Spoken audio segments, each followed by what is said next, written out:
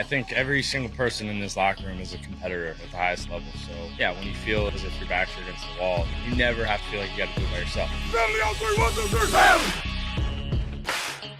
Unbelievable throw. Under pressure. Sacked by Quinnen Williams. Right sideline, Uzama's got it. You look to your left and your right, you got guys out there with you that our whole point is to help each other. This one to Mims.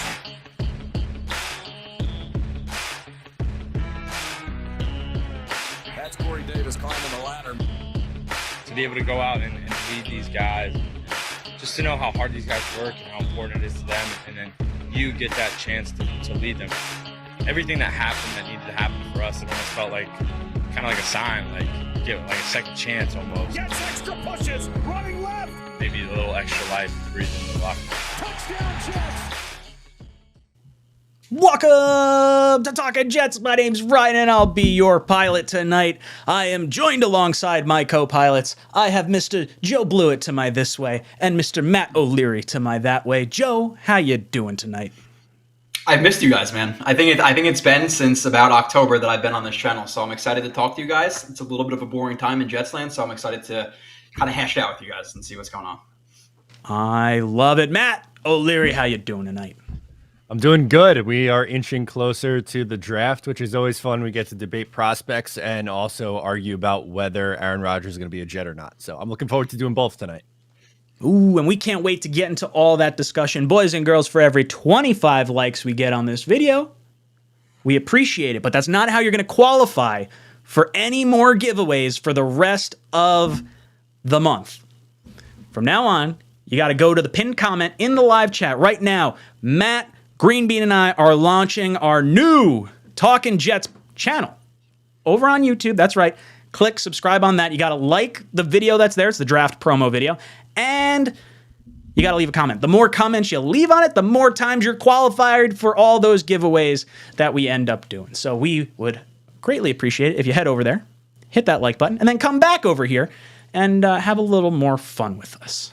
That was a mouthful. Matt, how you feeling about this Talkin' Jets channel?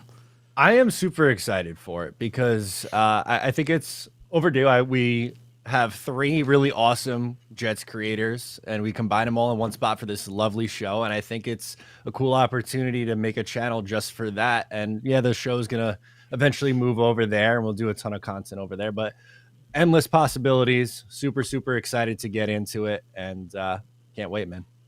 I'm excited. We don't have Green Bean here with us tonight. He's feeling a little under the weather. He'll be back with us next week, so we're excited to have Mr. Joe Blewett with us. Yeah, we are very excited for this Talkin' Jets channel. All the Talkin' Jets shows are going to be here through the draft. So the draft party is still going to be on this channel, and then come July, when we, after we do our hiatus for the summer and everything, we're going to come back with training camp, and all the shows are going to be specifically on that new channel. So if you guys want to catch any more of this show, you're going to make sure to subscribe over there. Joe, what do you think about this whole Talkin' Jets channel? I got to ask your opinion because I don't have Green Bean here. What do you think? I think you guys are going to kill it because you kill everything else that you're doing. And that's not just to blow smoke up your ass, but you guys are good with the emojis and all the subscriptions and the graphics and this whole freeze thing and a bunch of other stuff that hasn't necessarily appeared on the channel yet. So I know you guys are going to kill it. So I'm excited for you guys. I love it. I love it. Yeah, I don't have an animation for you to get frozen, so if you get frozen today, you're going to be Mr. Green Bean. Boom! Look at him. See, look, Green Bean's here with us in spirit. But that's all right. Let's pull that back, get Mr. Joe Blewett back here. I'm excited. So I guess before we get... Oh, wait, hold on. Sorry, saw Buffalo in here. What's up, dude? Buffalo hopping on the draft stream with us. If you guys didn't check out that draft promo, we'll drop it a little bit later. But it is over on that new YouTube channel. He says, let's go. That's right, Buffalo. Always good to have you in here. All right. So I didn't queue up any topic cards. Kind of been a little busy dealing with kids and sickness, and didn't do my Monday show yesterday because daycare is kicking my butt from a sickness perspective. But I want to talk about all the comings and goings of the Aaron Rodgers news. And I guess before we talk about anything new or whatever, I guess I want to get Joe's point of view because we haven't heard from Joe on the whole Aaron Rodgers front. So I want to hear from you, Joe. What do you think about all this trade stuff going on? You think it's going to get done? What do you think it's going to be for? Word vomit all this stuff out at us. I gotta say it's a loaded topic because we've been talking about the same thing for 2-3 months, like going so many different directions. It's going to happen. It's like they want to surround Jordan Love, this year with talent. And I get a second round pick's not necessarily going to make or break a quarterback, but ideally you get a pick this year. And obviously the Jets pick next year, we're hoping will be a little bit later than this year. So, or than a year prior. So I think it happens. How close to the draft, I'm not necessarily sure, but I do think it happens before the draft. We end up giving probably 43, not 42, just because Joe Douglas is a baller, and he's locked down, and then we get to enjoy Aaron Rodgers. Of course, the Jets make a huge move at quarterback. We land Aaron Rodgers, but we got to sit here kind of with our thumbs up our butts for 2 months while we're waiting. Only the Jets, but it'll happen. We should all be really excited. Obviously, pushing for the Super Bowl. I think we have the type of team to make a legitimate run. Now, does the ball bounce our way? We have to see that in January, hopefully in February. But this move puts us to the top tier of the league. So you have to be excited, especially coming from where we've come from. Watching guys like Sanchez and Hackenberg, who's never took a rep for us in the regular season, to watching Aaron Rodgers. It was quite the shock for me to watch Aaron Rodgers film. Yeah, it's wild, right? Like we might actually have a friggin' quarterback. I mean, it feels like we're dead set on it. I threw $100 at it when it was plus 2,500. I was like, I'm confident this is happening. And then like everything, started progressing a little further. I'm like, getting excited about this, all about it. Now, you mentioned you think it happens before the draft. Now, do you think, like why, I guess? Because like when we saw Saleh and Douglas at the owners' meetings, we saw some of their, responses to some of the questions, and they felt very laid back. They're not stressed at all. This is going to get done.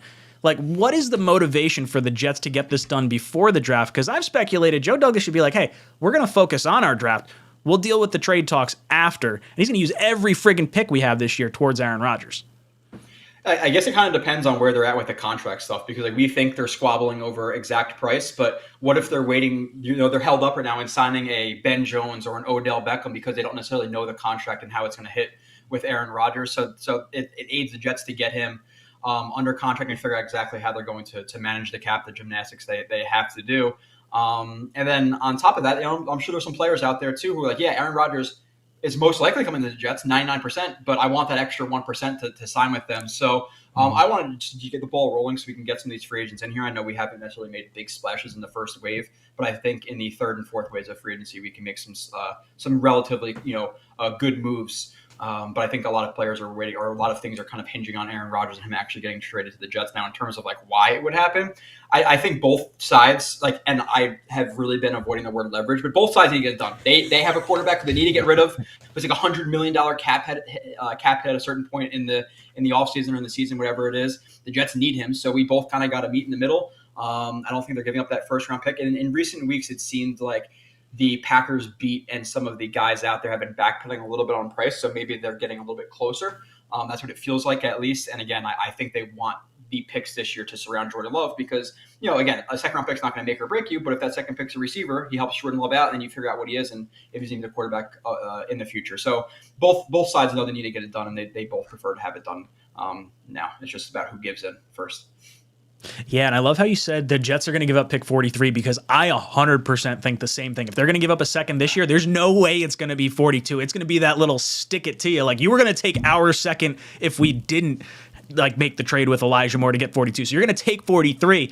I'm hoping it waits until after June 1st, and then we say, okay, you could have we'll give you the 2024 first, but only if you eat some of that $60 million signing bonus that's going to end up happening, so that way we don't have to deal with the dead cap from your bad contract. Then you get the first round pick in 2024, because the Packers do have 10 draft picks in this draft, so they don't necessarily need it, but the second round pick obviously would certainly help. Matt, how are you feeling on all the Aaron Rodgers stuff that's going on, and has your thought process changed on anything? No, not at all. I'm still with Joe. I think it gets done before the draft because, both teams want to get this done. From the Jets' perspective, you're trying to get guys in here, and obviously, like, you signed Allen Lazard, and there's been some minor moves, but landing a Beckham or a Ben Jones or pray to God a interior defensive lineman, it'd just be nice to finally start having this team really come together. Obviously, we know eventually this deal is going to get done, but it'd be nice to have that finalized from the Jets' perspective. And for the Packers, I think the longer this goes on, the worse it could be for them, in the sense that, do you really want to get to a point where Jordan Love is going to have to like answer questions about Aaron Rodgers and there being a threat that, oh my God, is he actually going to show up to camp like or OTAs? Like what's going to happen here? I think it's just in everyone's best interest to get this done. And also, if it's a second rounder this year, you want to put as many pieces as humanly possible in front of Love to know if he's the guy or not. So I think it's important that they get some sort of asset for this year.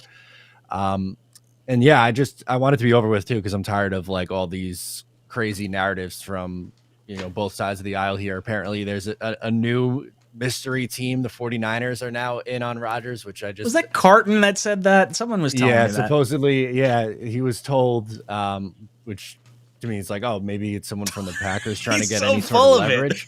Yeah, I don't know. There's no way that that's real. So I just want that like BS to be over with finally. Yeah, there's so much like speculation, and Joe has said the magic word of leverage.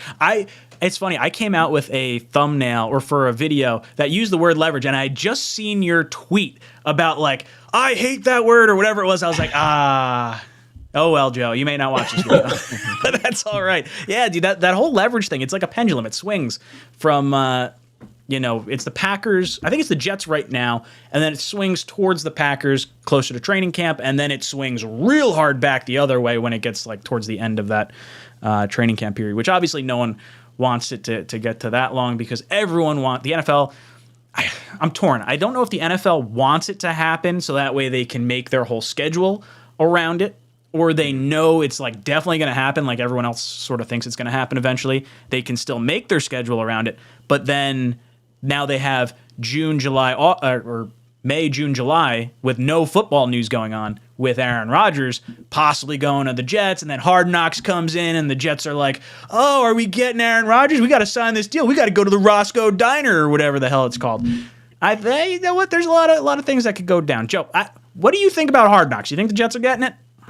Yeah, and on the Rodgers stuff really quickly too, I just want to stop talking about it. Like it's just so old. Like realistically, past the leverage and the picks, I just don't want to talk about it anymore. I don't want to see Packers fans anymore on Twitter, and I'm just waiting for the day it happens, and I get to see Peter Bukowski, whatever, just get absolutely roasted by Jets Twitter. I'm just waiting for that day. I'm just gonna sit back and smile. But in terms of Hard Knocks, I think Hardy came out and I kind of quote tweeted and said like we don't need that distraction, and I agree. And it like I think one Jets drive obviously is very heavily like Jets slanted, so it's gonna be more positive than a Hard Knocks. But and while the exposure to Hard Knocks would be nice for us to watch because we're all obviously fanatics and every single second of Jets content we like to kind of bring it in. But for the team's sake, I'd rather not have it.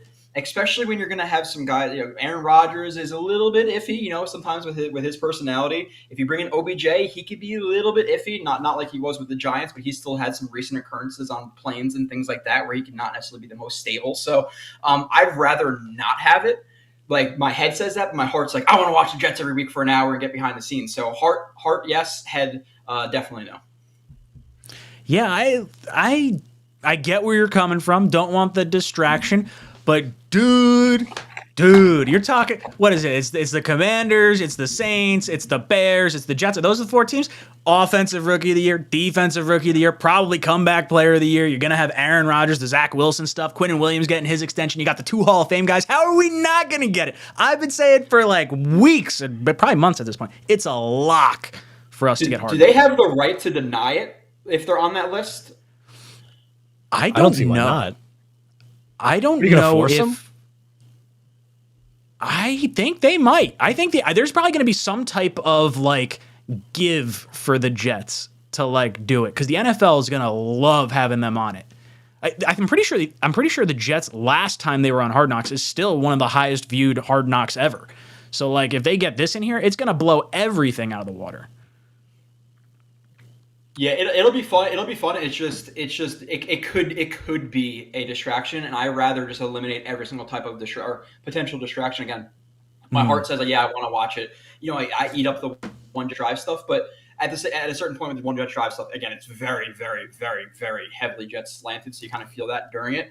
where Hard Knocks wouldn't give you that. It'd give you more raw of a look into the locker room and stuff. But, if players are coming out and Hardy's a special teams, he's a leader on the team. He's saying they don't want it, then maybe there's some discourse within the locker room where they don't necessarily want it. I don't know if that list is just the eligible teams or if it's you can deny it if you're on that list. I'm not 100% sure, but I'm hoping the Jets would be able to deny it if they're not able to.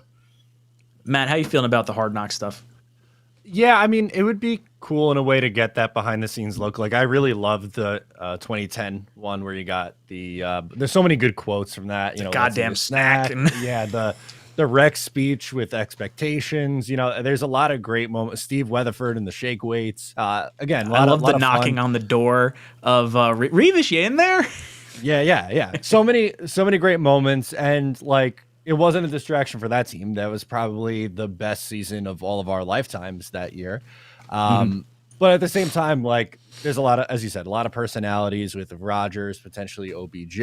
And when a leader and a captain and Justin Hardy's like, nah, we have business to take care of. Like, let's not worry about this distraction.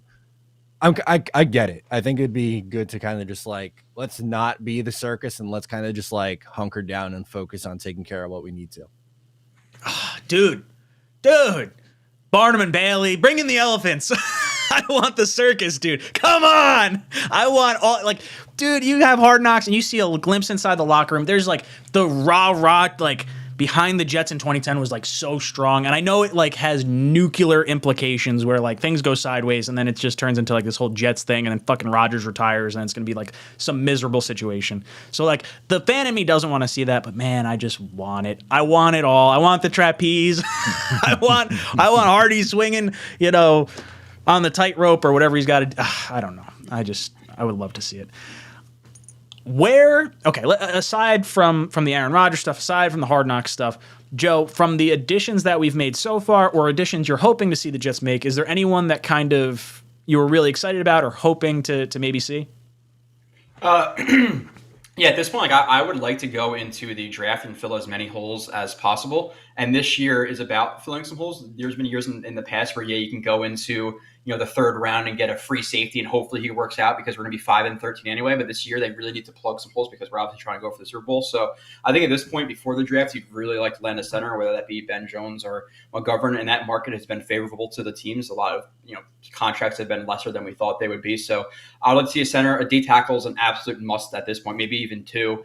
And I think receiver, is in an interesting situation because, maybe they could draft one at 13 if a guy falls there that they like, whether it be an Addison or a JSN or whoever it may be. But if they're locked on tackle at that spot, if they really want to tackle, Hardman and Lazard as your 2 and 3 is not enough for me. It's just not. Hardman is a Barrios replacement. He should not be a Moore replacement anyway. So they need to add another starting level receiver, a top 3 guy. So is that an OBJ? Is that a JSN? So that, I think that should be filled before the draft, again, just to give them ultimate flexibility, unless they're planning on keeping Corey Davis, which I think is a wrinkle that's kind of been discussed in the last week or so, which is a possibility if they don't land OBJ because, if it's not OBJ, you trade Corey Davis. Let's say they only like JSN at 13, but he goes 11 or 12. Who is a receiver in free agency right now that we're grabbing? Who's starting level? So I would like to see receiver, center, D tackle at the minimum. And you look in the safety market too. Like Taylor Rapp is a guy Jets fans talk about. He just got $1.77 million. So like, why not just get a Rodney McLeod for $2 million and fill that free safety spot? He'll be much bigger of an upgrade over a Joyner. So so I would like to see those positions addressed. And in terms of excitement, like the guy who I think is the most underrated by Jets fans in terms of additions, and I've watched a lot of the guys. I haven't watched the guards yet, but I've done everybody else's film. Is Chuck Clark. He's underrated by fans. Whitehead from the jump was overrated by fans. Chuck Clark, for the price, a 7th round pick, $4 million-ish. Super consistent. I really like his game. So I think he's gonna be a guy that Jets fans are gonna talk about in a couple of months. Like, oh wow, we didn't realize how good this guy was. So yeah, I agree. I think that was the most exciting of the additions so far. I do really like what the Jets appear to be doing. Like for me, I don't know if Whitehead ends up actually being on the roster. They might. I feel like they could approach him, around training camp or so, and say like, "Hey, look, we're gonna move on from you unless you want to take this 2-year deal that's lower cap hits." Now we got him locked in for 2 years of this Aaron Rodgers push because I do think we get Rodgers for the 2 years. I love the Chuck Clark addition. I've sort of thought that the additions of like a Ben Jones and with a defensive tackle, maybe it's Woods from Seattle. I think. Yep. Yeah. I think those additions are more about hiding holes on our roster. So when we go into the draft, teams aren't necessarily thinking, oh, the Jets are like needing a safety. Let's, leapfrog them to steal the safety. And I think the same thing sort of happens with center. If you wind up having Ben Jones, then at least when you're sitting at pick 42, maybe teams aren't necessarily thinking you're pulling the trigger on the center there. You could go safety, you could go linebacker. There's a little more mystery around those selections. So I do like that. Matt, where you stand on our free agents and everything, and I guess the prospects of adding some more guys like Woods or Ben Jones or any of them? Yeah, so a couple of thoughts here. I think Ben Jones would make a ton of sense because he could be a plug-in guy in your like 1 year go for it. But then you could also draft someone and have them sit for a year and develop. And like Jones had concussion issues last year. So if he did get hurt, and let's say he's only going to give you 10 games, you could survive with the 7 games of insert whatever your favorite center in this year's draft is in that spot. So then you kind of just build out depth that way. I think they definitely need defensive line help on the interior. Woods is a really good like run stopping guy. So they could probably still look to add a pass rusher. Maybe that's in the draft. You're looking for more of that pass rusher on the interior. I agree. Like what Joe was saying too, and what you were saying with Chuck Clark, I think he's going to be really good. But while we have the film guy in here with Joe, who just watched him, I want to ask you: do you think that Clark is like his skill set seems a little like redundant to Whitehead? Like, do you see that as a duo, or do you think it's a Whitehead replacement? Yeah, ideally it's a Whitehead replacement, but the only thing I can see the Jets doing right now is like obviously Salah's linebackers in his 4-3, like he likes them to move a lot. So could they have a Clark at like a weak side linebacker or a Whitehead as a weak side linebacker and bring in a free safety, and then that third linebacker instead of Quan is now Whitehead or Clark? Because if you watch Clark, which I watched his entire 2021 season or 2 season, whatever it was, he played linebacker a lot, and he is very, very good in the box from both a coverage standpoint and from a tackling standpoint, so in terms of angles and just how secure he is of a tackler. So I really like him in the box. He's not incapable deep, but he doesn't have the most range. So he could he could play sometimes deep, but not all the time. And especially not in like the AFC. We all know Lamar Jackson and Herbert and Mahomes and Allen. Like you need some stud safeties. So yeah, they're a little bit redundant. You don't want Whitehead deep at all. I think Clark could do it, but you're not taking advantage of what he is as a player. So the only way I can see them both on the roster is if one of them's kind of playing, quasi linebacker. We're playing a lot of big nickel looks. So cool. That's an interesting way to go about it. I never thought about converting Whitehead to like a Will or something along those lines. That would kind of solve the Quan conundrum, because I was hoping we might like bring him back. I thought for sure he would be going to Houston. I think he's still out there as a free agent. I don't think he's signed anywhere else yet. He's out there. I could see him, maybe a McGovern or some ancillary pieces, maybe waiting on the Rodgers stuff. Maybe they're willing to take a little bit less to come back and play. It would be interesting to see all that. Let's see. Let me jump over to here real quick. I see Mutt Viles dropped in with Super Chat. What's up, Mutt Viles? He says, okay, Ryan, be careful on what kind of circus you want. After 2011, that's what we were for 12 years. I wouldn't mind Hard Knocks again, but when Rodgers is here, because we are going to the Super Bowl if they pick us.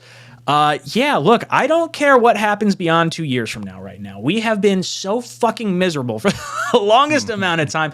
I don't care about the implications later on down the road. I want winning now. I want it now. So Mutt Viles, that's where I'm at on that. Blitzkrieg comes in and says, thought on Bryce Hall's role and our slot corner. I think there's a chance that, I don't know. I was hoping maybe we'd see Bryce in like maybe a little bit of a safety look occasionally. Maybe he's some sort of trade chip that gets moved during the draft.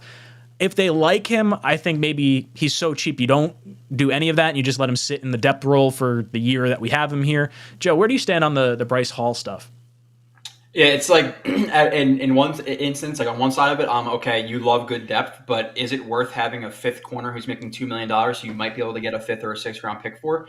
Especially, if Joe Douglas can get a 6 for Cashman, you could probably get a 1st for Bryce Hall at this point. So for that $2 million, like, yeah, again, I like Bryce Hall as a player, but if I'm saying, hey, $2 million to corner 5 or $2 million to Rodney McLeod, who would be a free safety for us, would be better than a Joyner, I'd rather invest that money elsewhere if you can get rid of him. Even though with that being said, I do like if I can figure out how to keep him on the roster and bring in other guys. Obviously, that's the most ideal situation, but they need to fill some too many holes on defense to say, okay, hey, corner 5, you're an asset that makes a decent amount of money. Let's not get rid of you. Matt, how do you feel about Bryce Hall? Yeah, I really like Bryce Hall. For whatever reason, it feels like he's kind of lower on the Jets pecking order now, especially ever since they drafted Brandon Eccles. It feels like the staff prefers Eccles over Hall. So I don't know if you necessarily need both of those guys for depth on the roster anymore.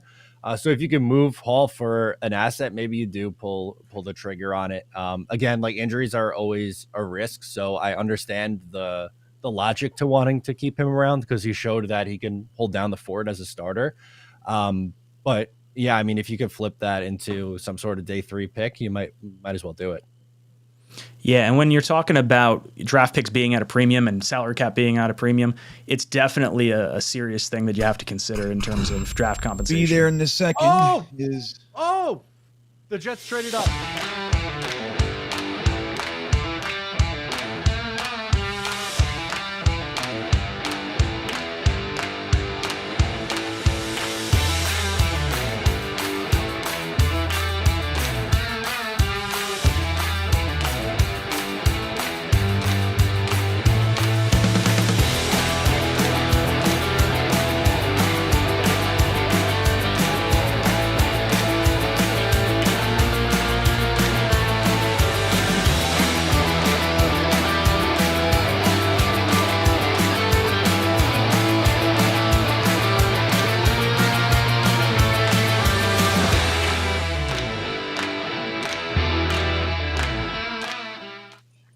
What the heck was that? Oh. Did anyone else see the bug? I don't know if anyone saw the bug. I'm hoping some people were watching on their TV or something and pure panicked. Oh God, I'm sorry. I see a few guys got that. What the hell was that?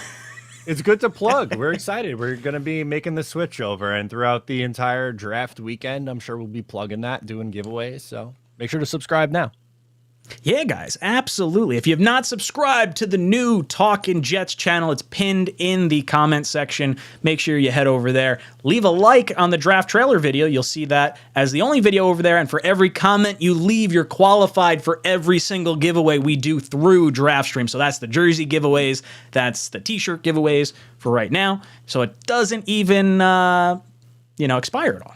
So it's kind of cool. And we got Joe Blewett's going to be joining us for the draft. I'm all sorts of excited. We got a whole laundry list of people. Joe, remember when you came on last year and we were sitting there on day 3 and we were hoping the Jets might trade back in? Nothing happened, but things got a little weird. It's okay. You excited for the draft stream?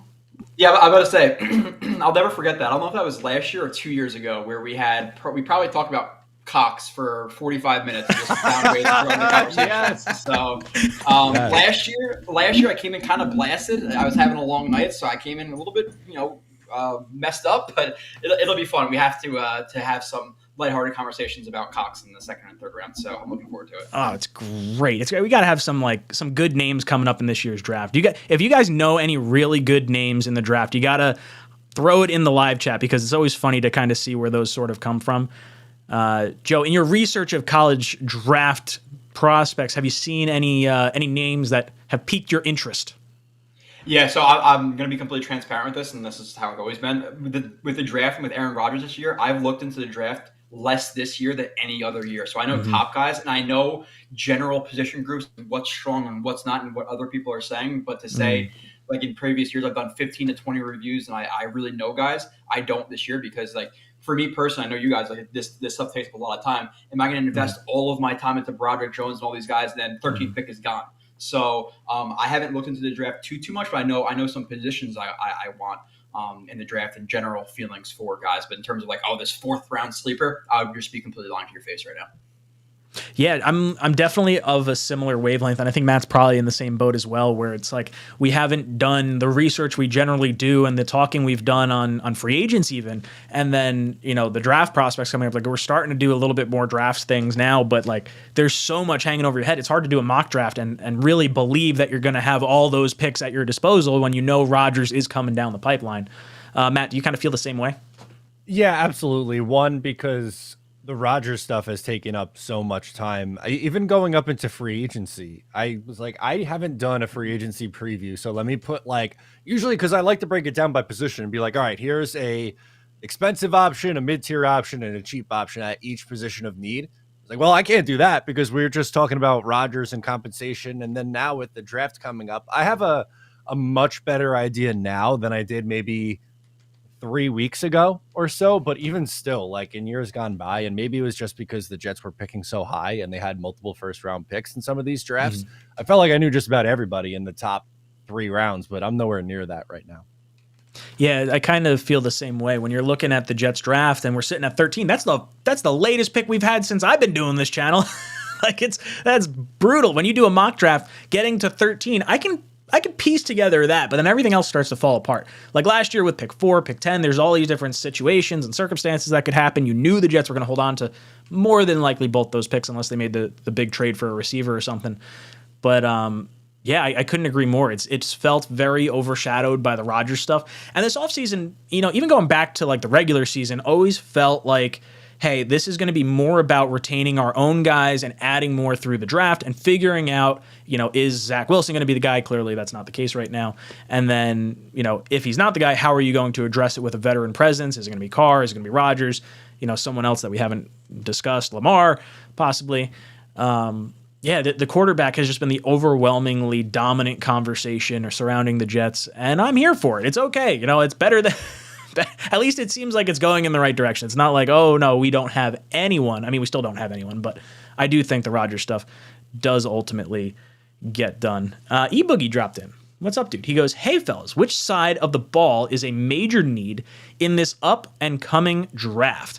Offensive line. I mean, for me, if I could have my perfect first and second round, it's tackle first round, center second round, and who you want at those picks is, flavor of the week or whatever. I feel like I probably am leaning towards Broderick Jones at 13.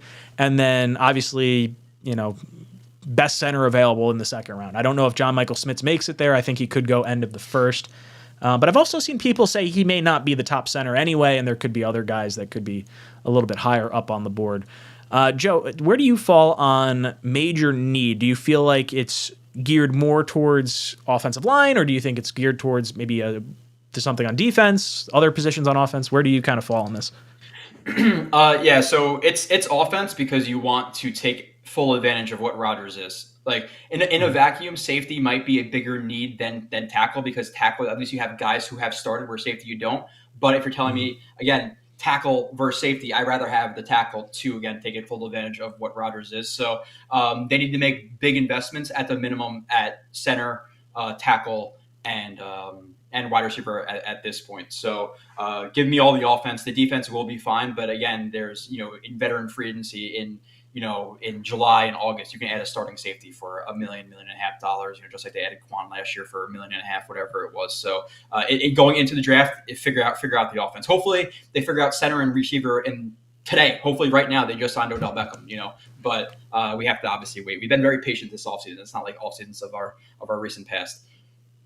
Now, you mentioned Odell. Are you team Odell, or are you hoping maybe Hopkins gets cut? Do you think there's any shot of him going there? I mean, I know we saw Sal at, a Suns game this past week, or yesterday, 2 days ago, with Odell. Where do you stand? Yeah, it kind of depends. Like, again, in a vacuum, would I rather have Hopkins over Odell? Of course I would, but is Hopkins going to cost me $18 million a year where Beckham will cost me 7+ incentives? So it kind of depends.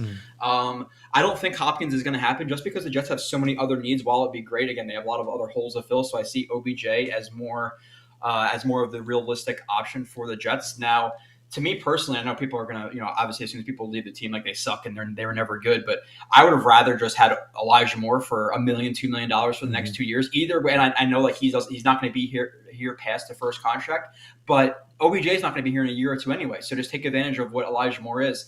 I'm not saying that he's necessarily the better player right now than a healthy OBJ, but he's also cost 500% less or whatever it's going to be. So I think they absolutely need to add an Odell.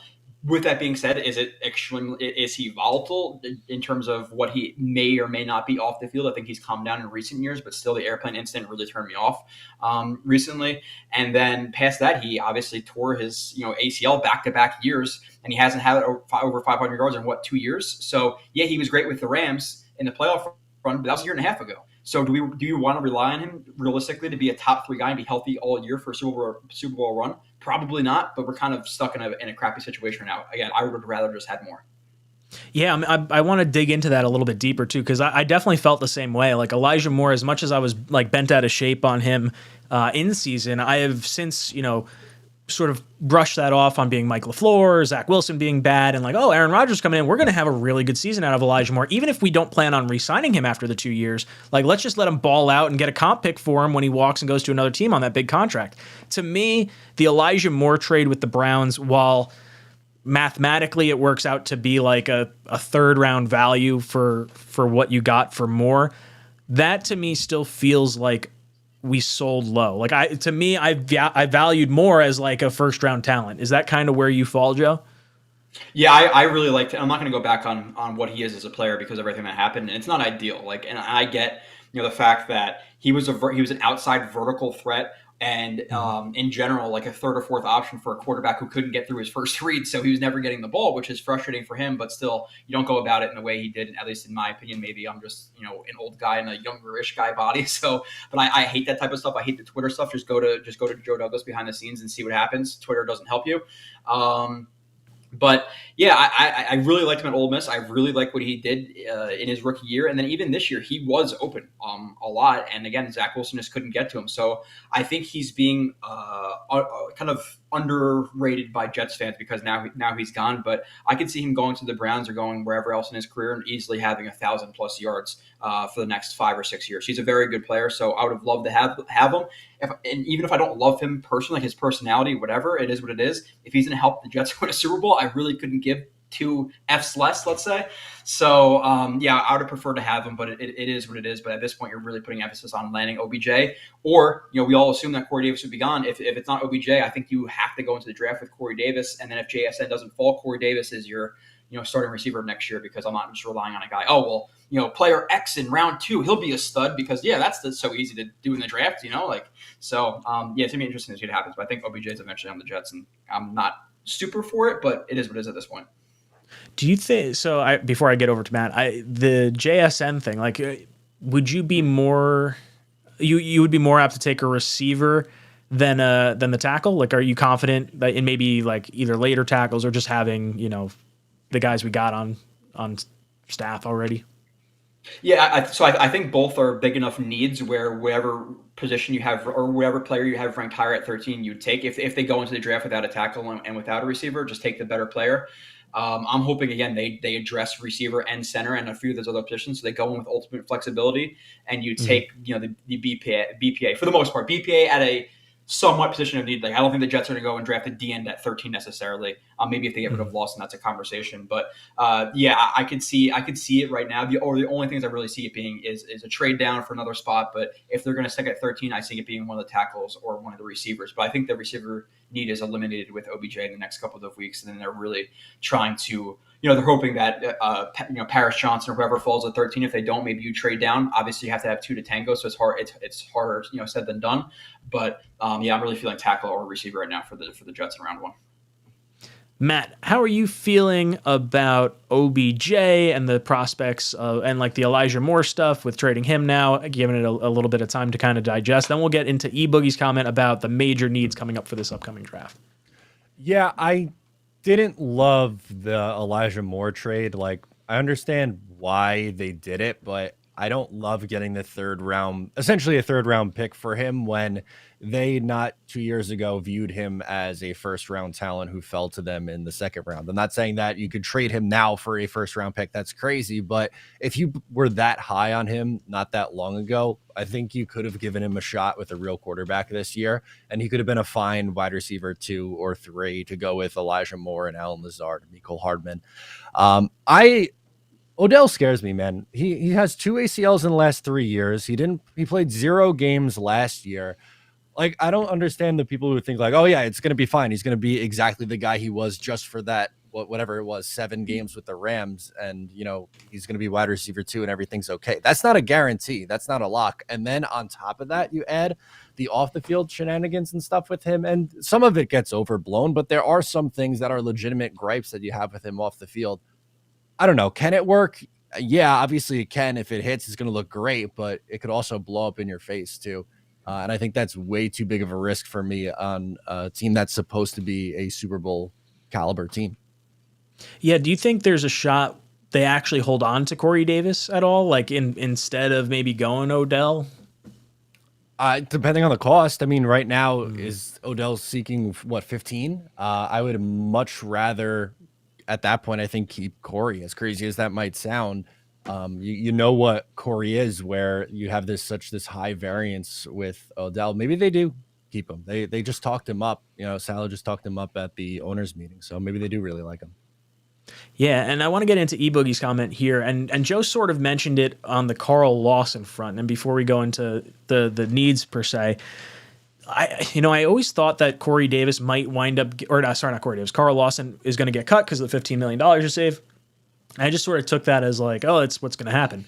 But in the event the Jets want to slide JFM inside a little bit more frequently, then now you have the space that you were kind of hoping to look for to see more of Jermaine Johnson, to see more of Michael Clemens and Bryce Huff and those guys.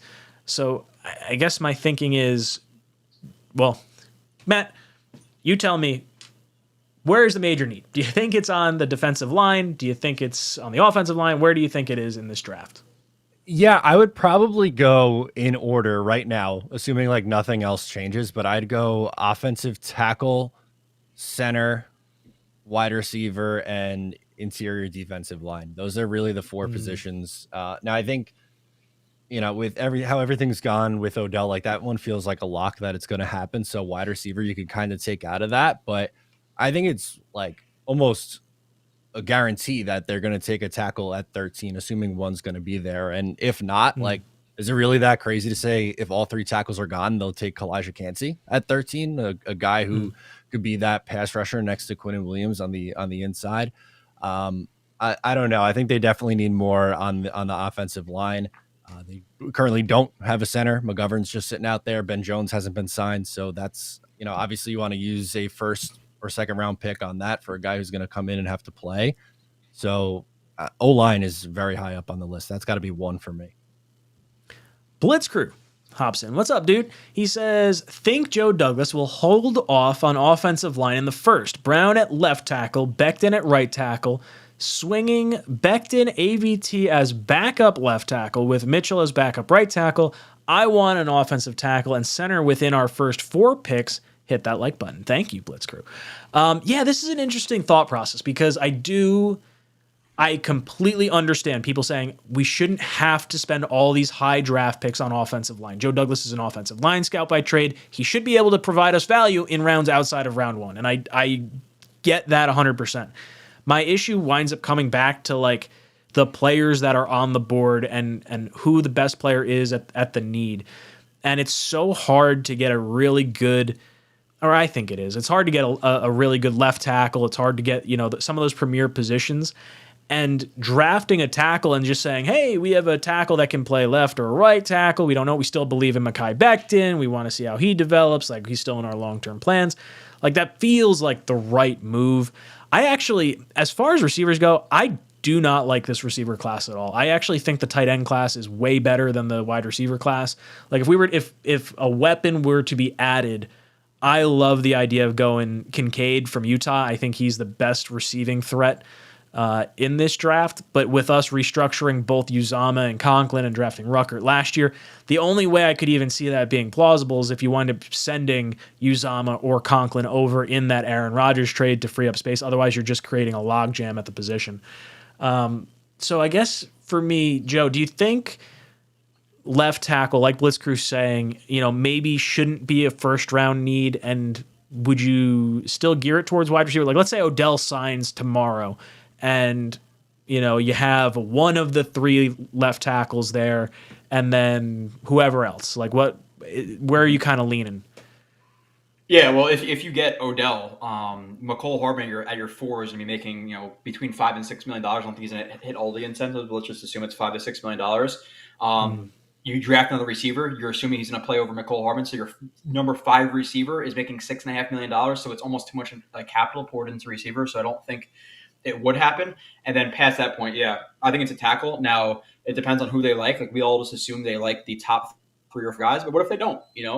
Things you have to think about too in terms of this year for the Jets. There might be years past. Okay, 13, Broderick Jones is fine. He's raw, but he can develop. We have time. In a year where you're making a Super Bowl push, do you want a Broderick Jones who's very, very raw, or would you maybe lean towards more of a guy who's more pro ready and a 𝐒𝐮𝐞𝐫𝐢𝐻𝐞 type player? So it's gonna be interesting to see what they do in that aspect. But if they sign Odell, I'm pretty damn confident it's going to be a tackle because they have some names there, but at the end of the day, it's a 38-year-old tackle who had surgery in the offseason. It's Becton, who hasn't played in 2 years, and Mitchell was good relative to expectations. He was not a good tackle, but okay, for a 4th-round pick, he's holding his own. Okay, he's fine. But hey, it's a Super Bowl run year. Max Mitchell is your penciled in starting right tackle for week 1. Nobody should be like, okay, yeah, that's great.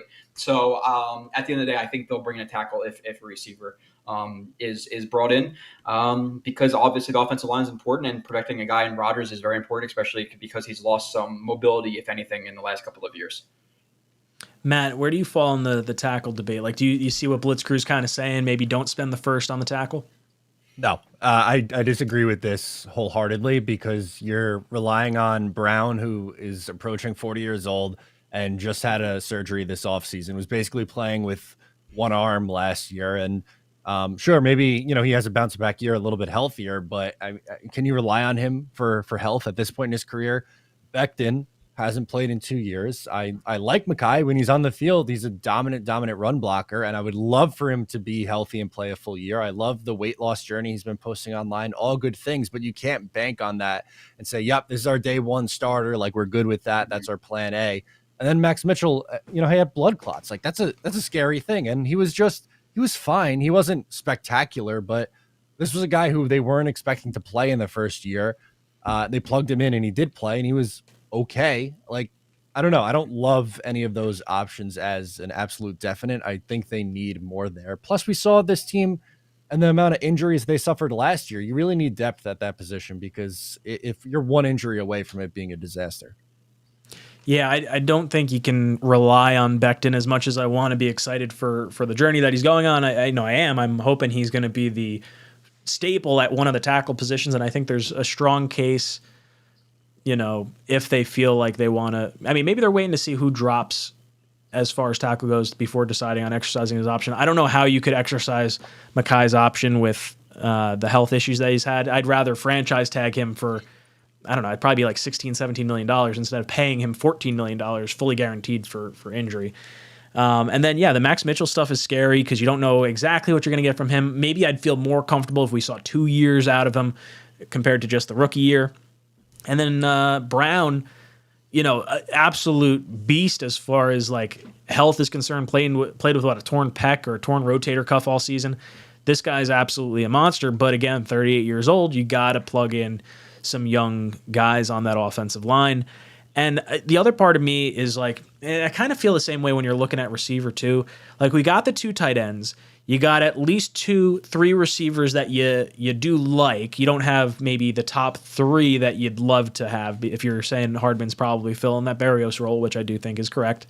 I do think we want to rely on the run. So I do think Brees and Bam Knight and Michael Carter and all those guys, I think maybe taking some of that pressure off Rodgers might be a good way to go about it, and opening up more of the opportunities in the pass game with the run and drafting that offensive lineman obviously helps bolster that whole situation because you lose, heck, you just lose Becton for the year. Are you feeling comfortable about Brown and Mitchell? I'm not. I'm feeling real panicked at that point. Now all of a sudden you lose, let's say we lose Becton, but you still have the rookie, you still got Brown, you still got Mitchell. Now I'm feeling like, okay, little more confident in where we could be headed.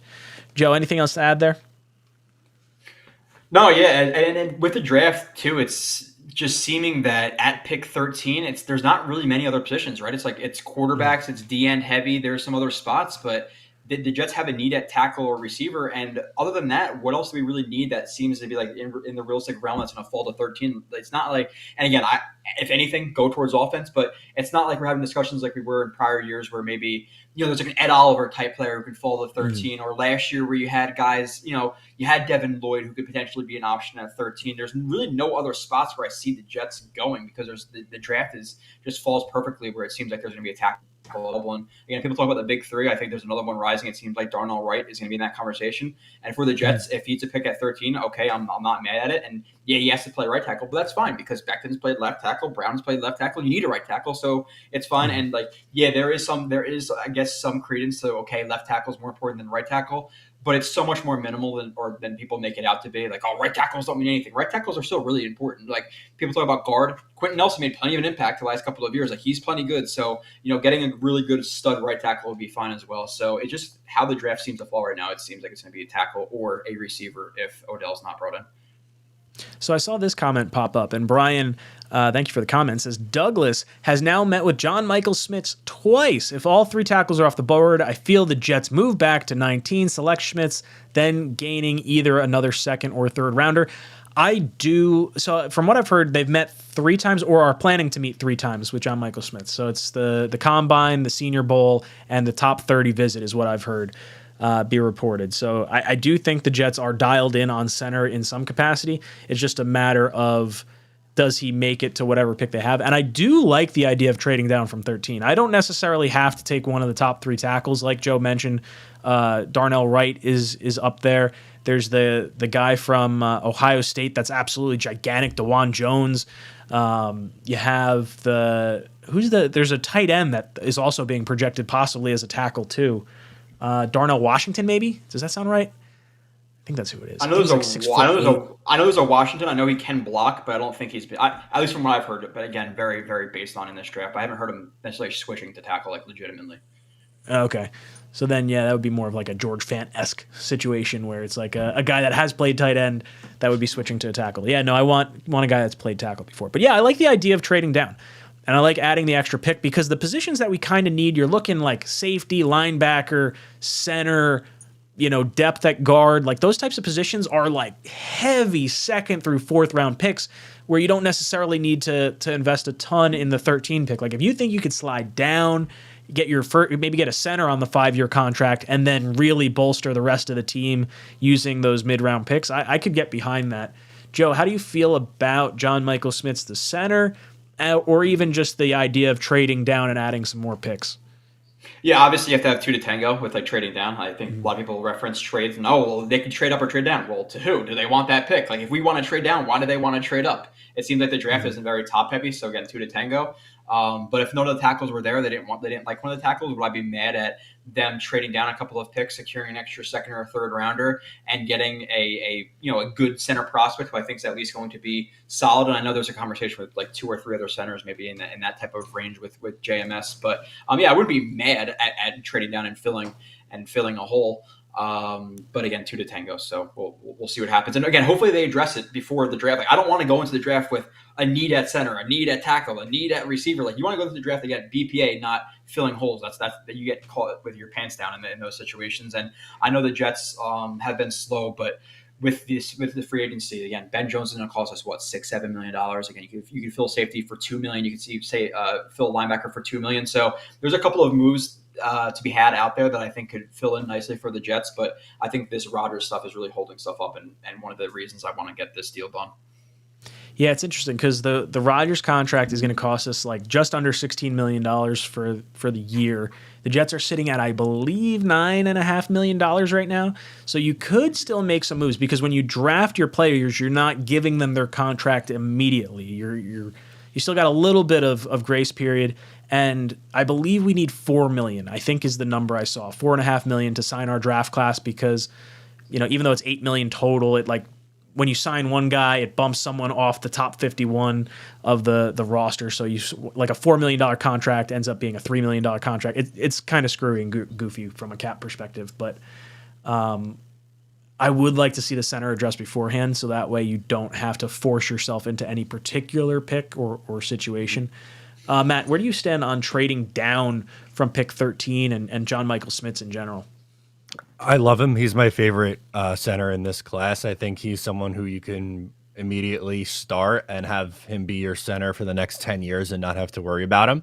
I'm okay with this if all three tackles are gone. Like, let's say, wherever they go, but all three are gone in front of the Jets, then okay, you move back and maybe you pull the trigger on him there at that spot at 19. I think you got to get in front of the Giants at 25. I think they are the first team that I would worry about going center in the first round. So, yeah, there's a world where this works for me.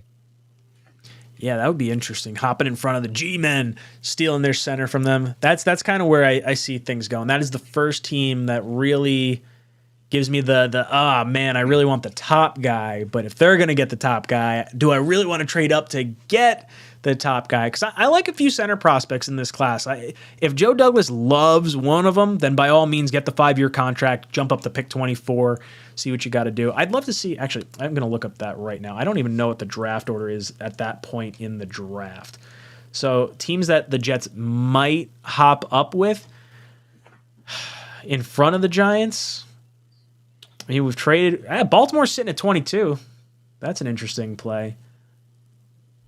Can we slide up to pick what would be pick 21? I guess Miami forfeited it. We'll just slot into there. It's the perfect trade down. They can forfeit our 13 pick. We'll take their second, and we'll drop back. Be a perfect situation. I don't know. Alex drops in with another question that I thought was pretty interesting. He says, I know you guys like offensive tackle at 13, and I'm not sure Odell Beckham Jr. is a lock to be on the Jets, and I think JSN could absolutely be electric and put this Jets offense on another level. Thoughts? I have come to the conclusion that I do not understand at all Ohio State wide receivers. I cannot grade them. I could not grade Olave. I could not grade Wilson. I don't like JSN for whatever reason. It's just the speed does not seem to be there. But clearly I'm wrong. So I trust the draft gurus on JSN on this side of things. I don't know. Joe, have you looked at JSN at all? Do you like him? Give me a little bit of like comfort here, because I feel like the speed is just it's not there. I don't know if you necessarily need it for like the routes he's running and everything, but man, I just talk to me. Yeah, you prefer to have like the guy who could run a 4.3, but at the end of the day, like there are plenty of players out there who don't run 4.3s, 4.4s, and are really good players. Like, I'm not comparing him one for one, but Keenan Allen doesn't have a lot of athleticism. He's a very good player. So I haven't watched JSN individually, but obviously, I watched a lot of Justin Fields when he was coming out that year, and I watched obviously a lot of Garrett Wilson last year. And JSN popped up all the time. Like I was very impressed by him, watching him passively. So if you were to tell me right now he's a pick at 13, I wouldn't necessarily be mad. I know he doesn't have the best like explosive scores, but I'm pretty sure like his 3-cone and stuff was pretty good, right? So he's at least fluid. So I think he's a very smooth player. I think he can play inside out. From what I've seen. So I wouldn't be mad at the pick. But past that, like the receiver class, from what I've seen from Addison and some of the other guys, the big boy Quentin Johnson from TCU, maybe he's a little bit redundant with Allen Lazard, so maybe you don't draft him, and he doesn't seem to be the best prospect anyway. So I think JSN would probably be the only guy I would be okay with. But this year just seems to be pretty weak in general in the draft. So it might be like not as highly touted of a prospect as a Garrett Wilson, but watching him passively, I really like what I've seen from JSN. Matt, how do you feel about, maybe not going with the tackle, going more JSN level?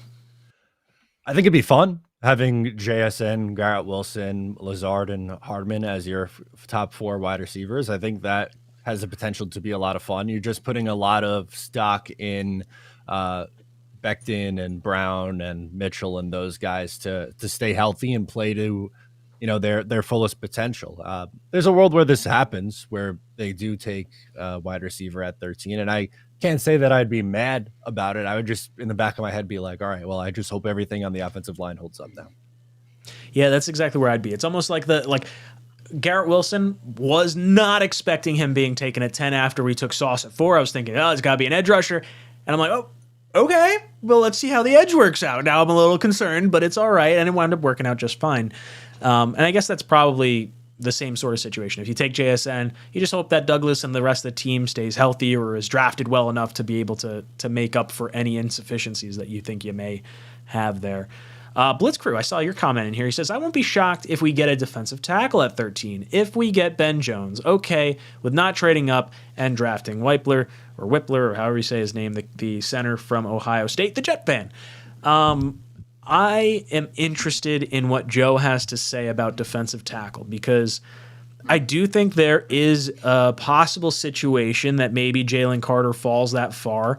And I'll be honest, I loved the talent for a while, and then the combine didn't really bother me so much. It was more so the pro day, showing up out of shape, and then like not looking great in drills. And now he's not interviewing with teams outside the top 10.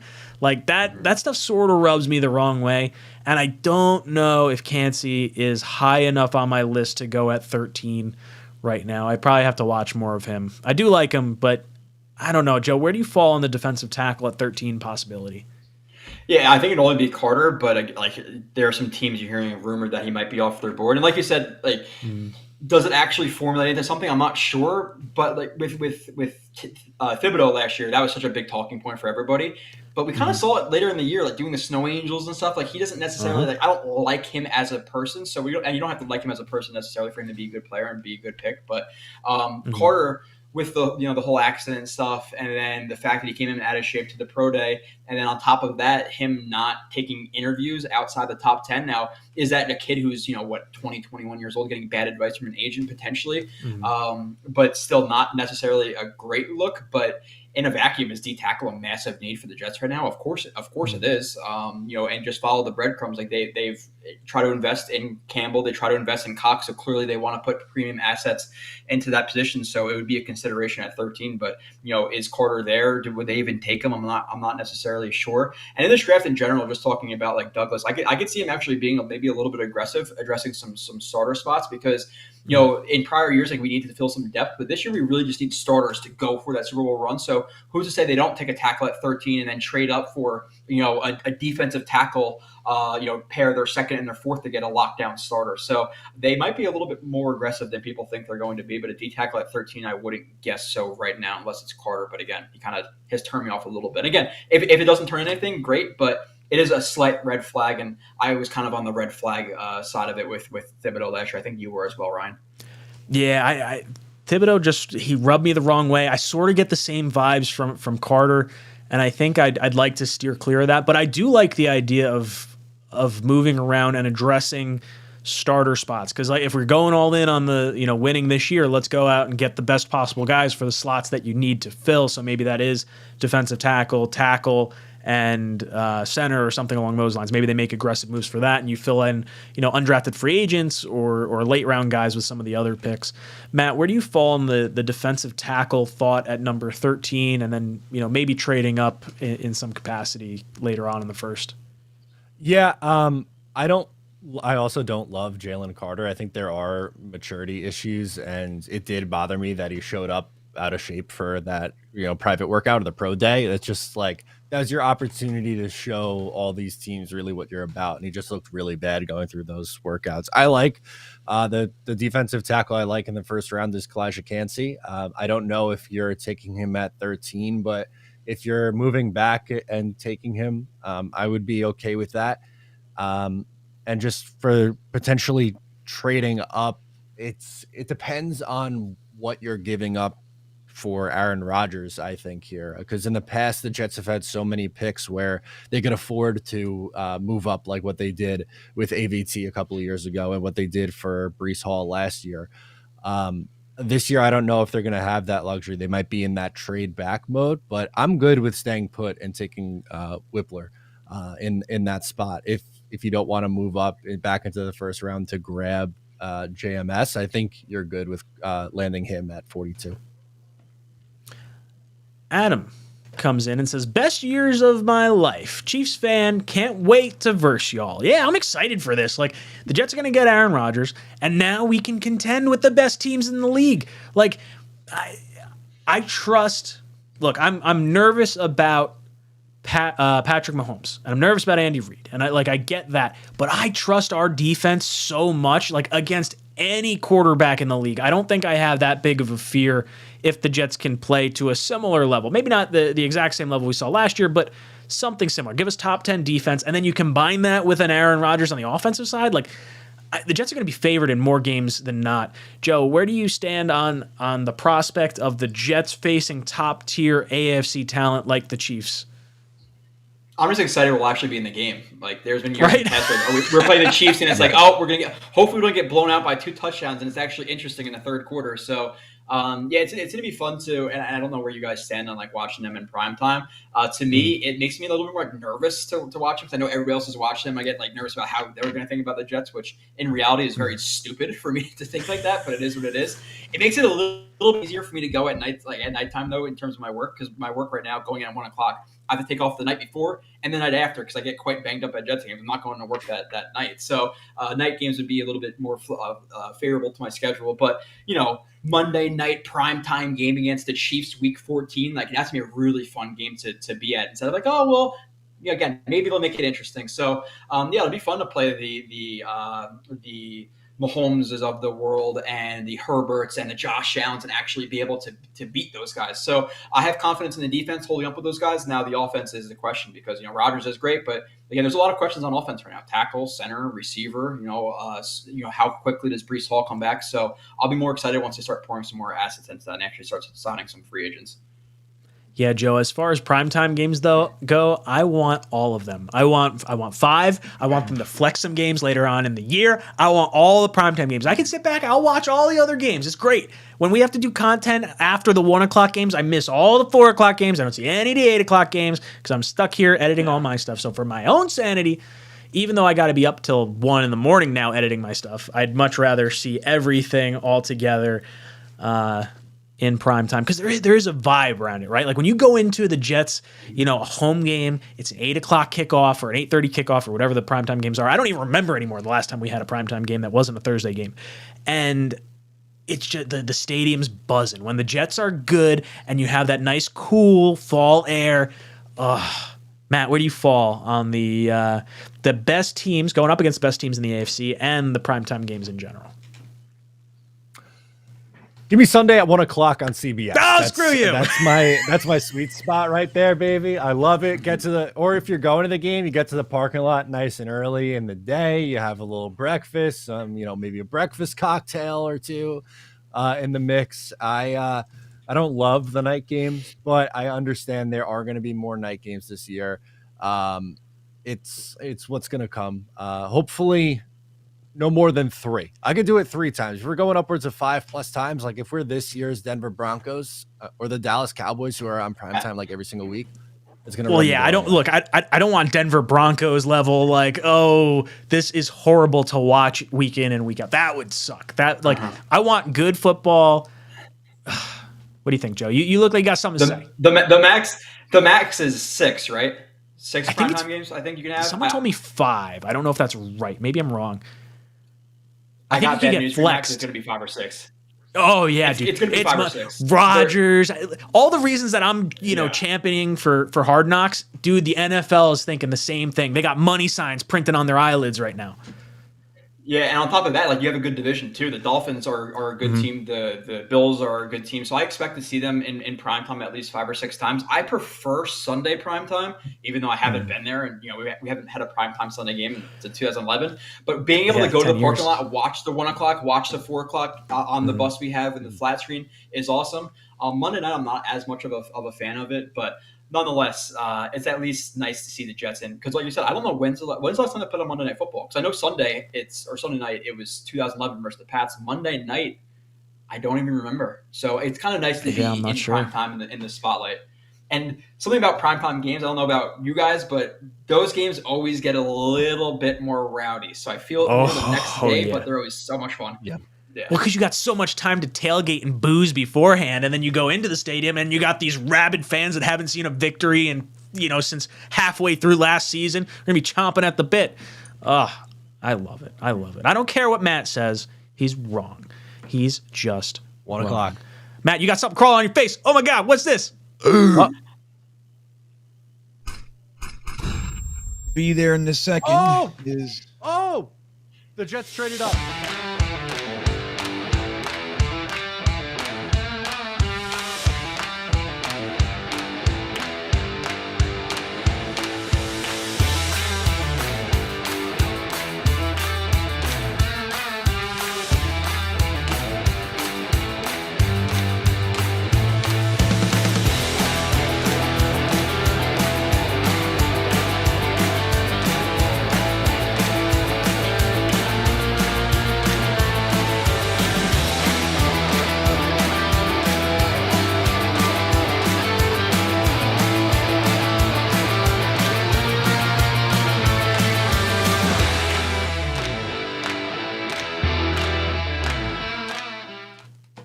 I am hearing the beat of that song in my sleep now.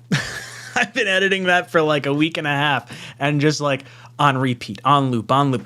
Boys, if you have not yet done it in the live chat, Matt's been dropping the link. It's also pinned in the live chat. Head over. The new Talkin' Jets channel is live.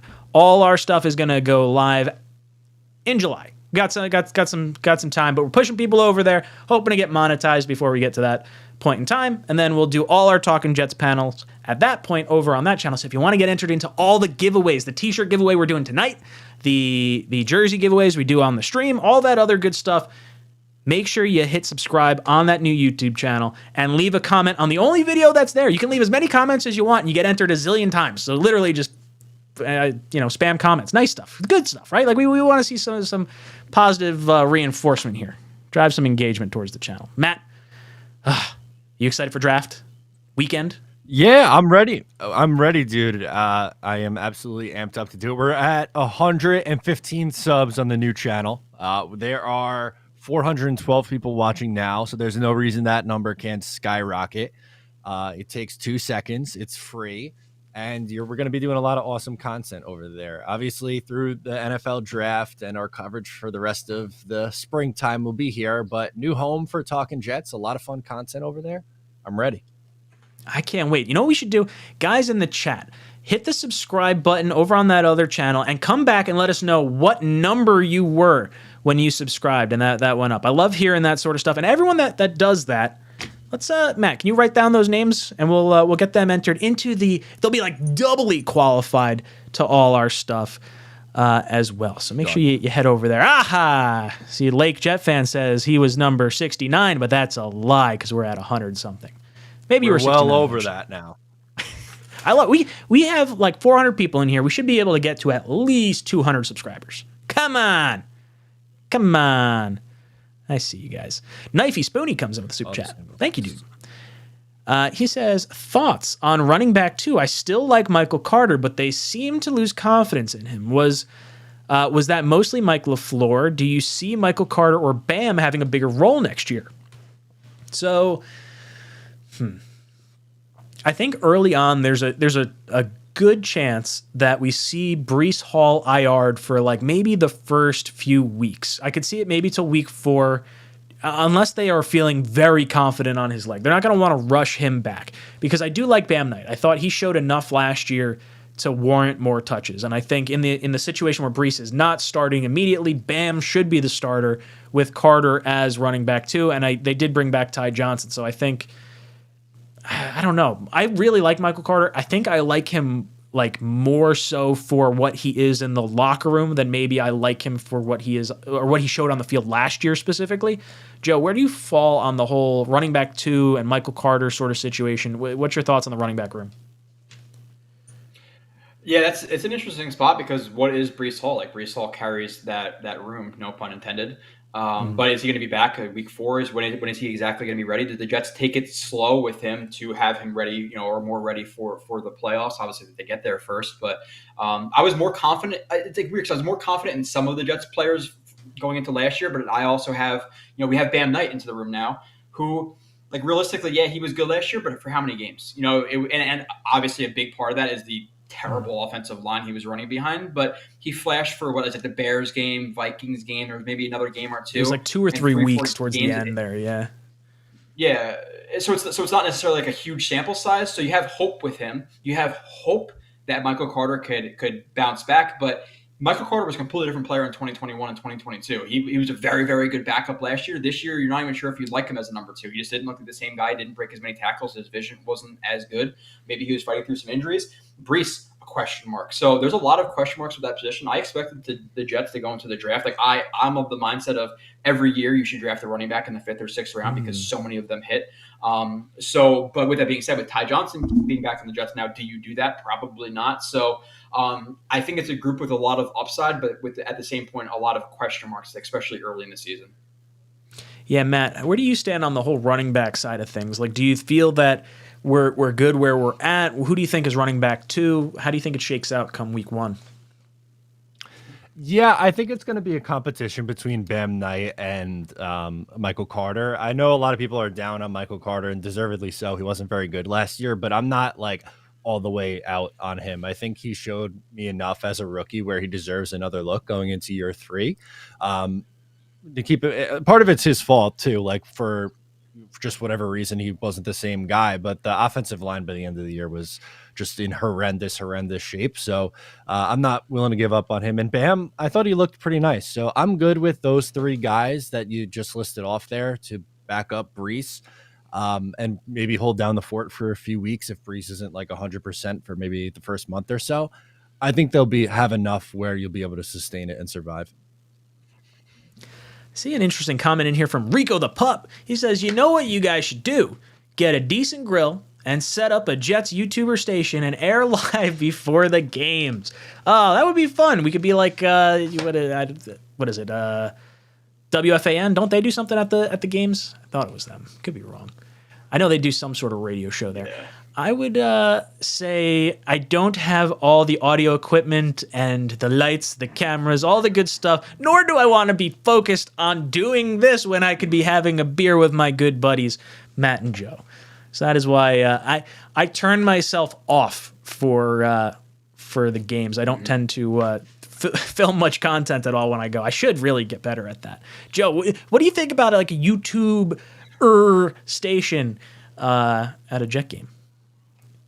I would like a YouTuber station, but like just for us to crack a few beers together. Like I love the viewers, I love the subscribers, all that stuff. But at a certain point, like I need to be in my own world and hang out with my own friends and not necessarily stream. I think I tried to do that in like 2015, and we did it one weekend. Like this sucks, man. Like let's just enjoy ourselves and play some cornhole, you know. So yeah, I don't really put out a lot of content on game day. Like you were talking about after games, like editing content. I can't provide much analysis after I go to games because I enjoy myself. So hearing me at 10:30 in the morning, 11 o'clock talking about football, you're better off just not listening because I'm going to be saying some stupid stuff. So I would like a YouTube station to hang out with you guys, and Ryan and Matt, I would definitely like to crack a beer with you guys. I've yet to do that so far. So. Ooh, well, it wasn't for a lack of trying there, Joe. You know, I did make it over to that bus. Your ass just went into the game. You're the doghouse. You're the. No, I know. I can pull the text. I can pull the text. Ryan texts me at like 12:10. You still at the tailgate? It's like, no, I left, dude. So that was. He goes, I'm gone. So we'll make up for it this year, though. I see how it is, Matt. What do you think about this whole YouTube thing at the parking lot and that all good stuff? Yeah, I like more for the hangout side. Like we could do. It would be like a show with just for ourselves. We're not like broadcasting to anyone. It'll be like Jet YouTuber hot takes because we're a few, beverages in. I like it, but yeah, I think it'd be kind of tough to get the technology aspect. Like I can't imagine the parking lot Wi-Fi at MetLife is very good. So cool idea, but I don't see it coming through fruition here. Yeah, I agree. That's definitely. I enjoy the fan side of being at the games, and like Joe said, I think the last 2 home games that we went to, so it would be the Ravens this year, it was the Patriots last year. I don't think I made a video after either one of those games because of the exact reasons that Joe said. I just enjoyed myself way too much, and I'm not getting good analysis because I'm not doing the every throw that I normally do. Because usually when I'm doing the every throw, I'm watching the game in real time. I'm watching the game as I edit it and as I'm doing every single thing. So I've seen the game like 5 times by the time the game actually ends, and I can provide some decent analysis. When I'm drinking in the parking lot, no analysis. Nothing going on there. Yeah, drives me. Ugh. Oh, look at Hawk. Hawk's saying nice things in there. Alcohol is poison. Smoke weed, kids. This is a family show. What else are you guys talking about there in the chat? Yeah, I'll get those questions after games. Like people will tag me, be like, "Oh, did you see? Was that a cover 4 box or a cover 4 this?" I'm like, "Dude, I don't know. I can't tell you right now. You got to give me a day or two." So, like at a certain point, you have to be like a fan too, you know. So that kind of applies for the draft. And that's why I don't really stream for day one. I stream after it. But at a certain point, I got my buddies who I've been going there with for years who want me to be Joe and not Joe, the Jets X Factor doing all that stuff. So yeah, tailgates is our time, Yeah, that's kind of almost the reason why I haven't tried to like stream games is because I've really enjoyed watching and focusing on the game, and it's tough to like focus on that. Like with the draft, it's fun with like all of us bouncing around because we're still watching as we go, and the analysis between each pick isn't quite as important as the discussion that happens between like maybe the fan base or whatever. With the game, you kind of got to be like dialed in to know anything. And a lot of times, I mean, when does the All 22 come out? That's usually not for 2 days after, or you might get it earlier, Joe. Unless you have some connects. I that's the only area where I'll say I have a connect. I have connect for the film, so as soon as the game is over, it comes out.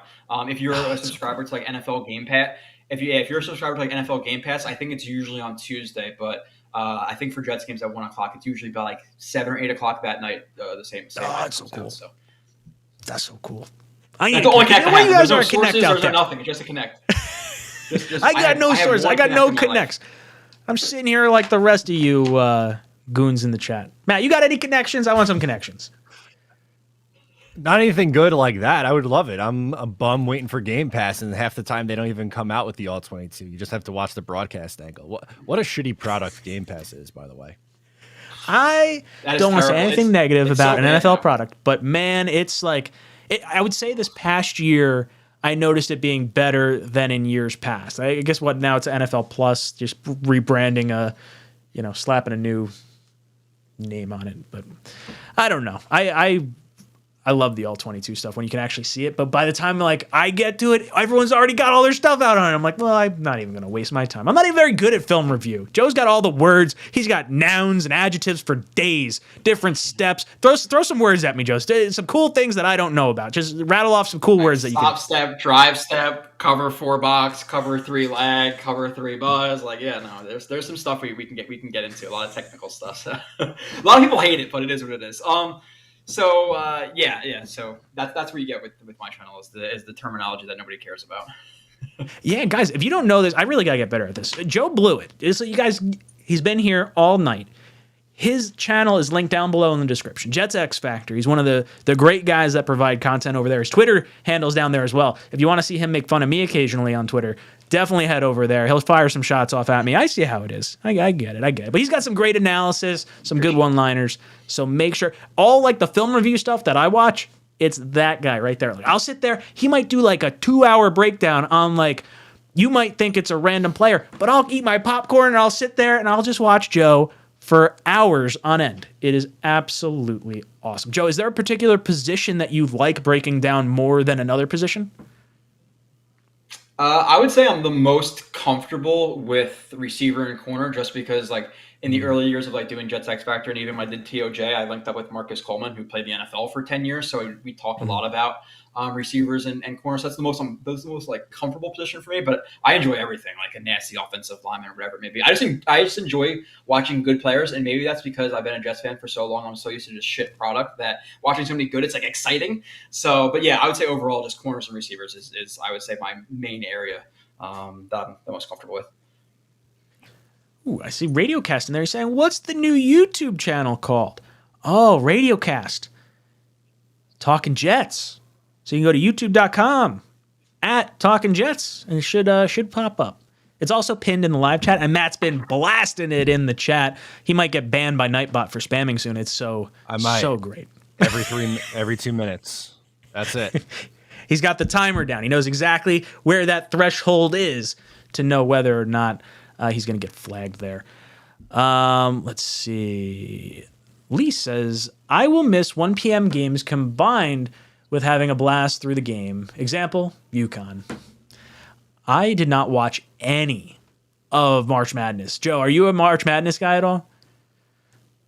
No, I struggle with I like the atmosphere of college sports, but you watch it and like guys are like missing the open layups. I'm like, the product's just not. It's like the players aren't as good, and especially with the Jet stuff, I'm sure you guys are like this too. Like I know Matt has his Islander stuff and whatever. I'm not sure if you do Met stuff as well, Matt, but I know you do a lot of other stuff, and like it's so hard to invest yourself into so many sports because the football stuff takes me forever to do the film reviews. So then am I watching college basketball too while watching them? Like I think right now, literally, maybe the games are over, but I think the Mets, the Devils, and the Nets are all at the same time. Now college basketball on top of it, I just can't do it. So it's mainly the major 4 sports I pay attention to.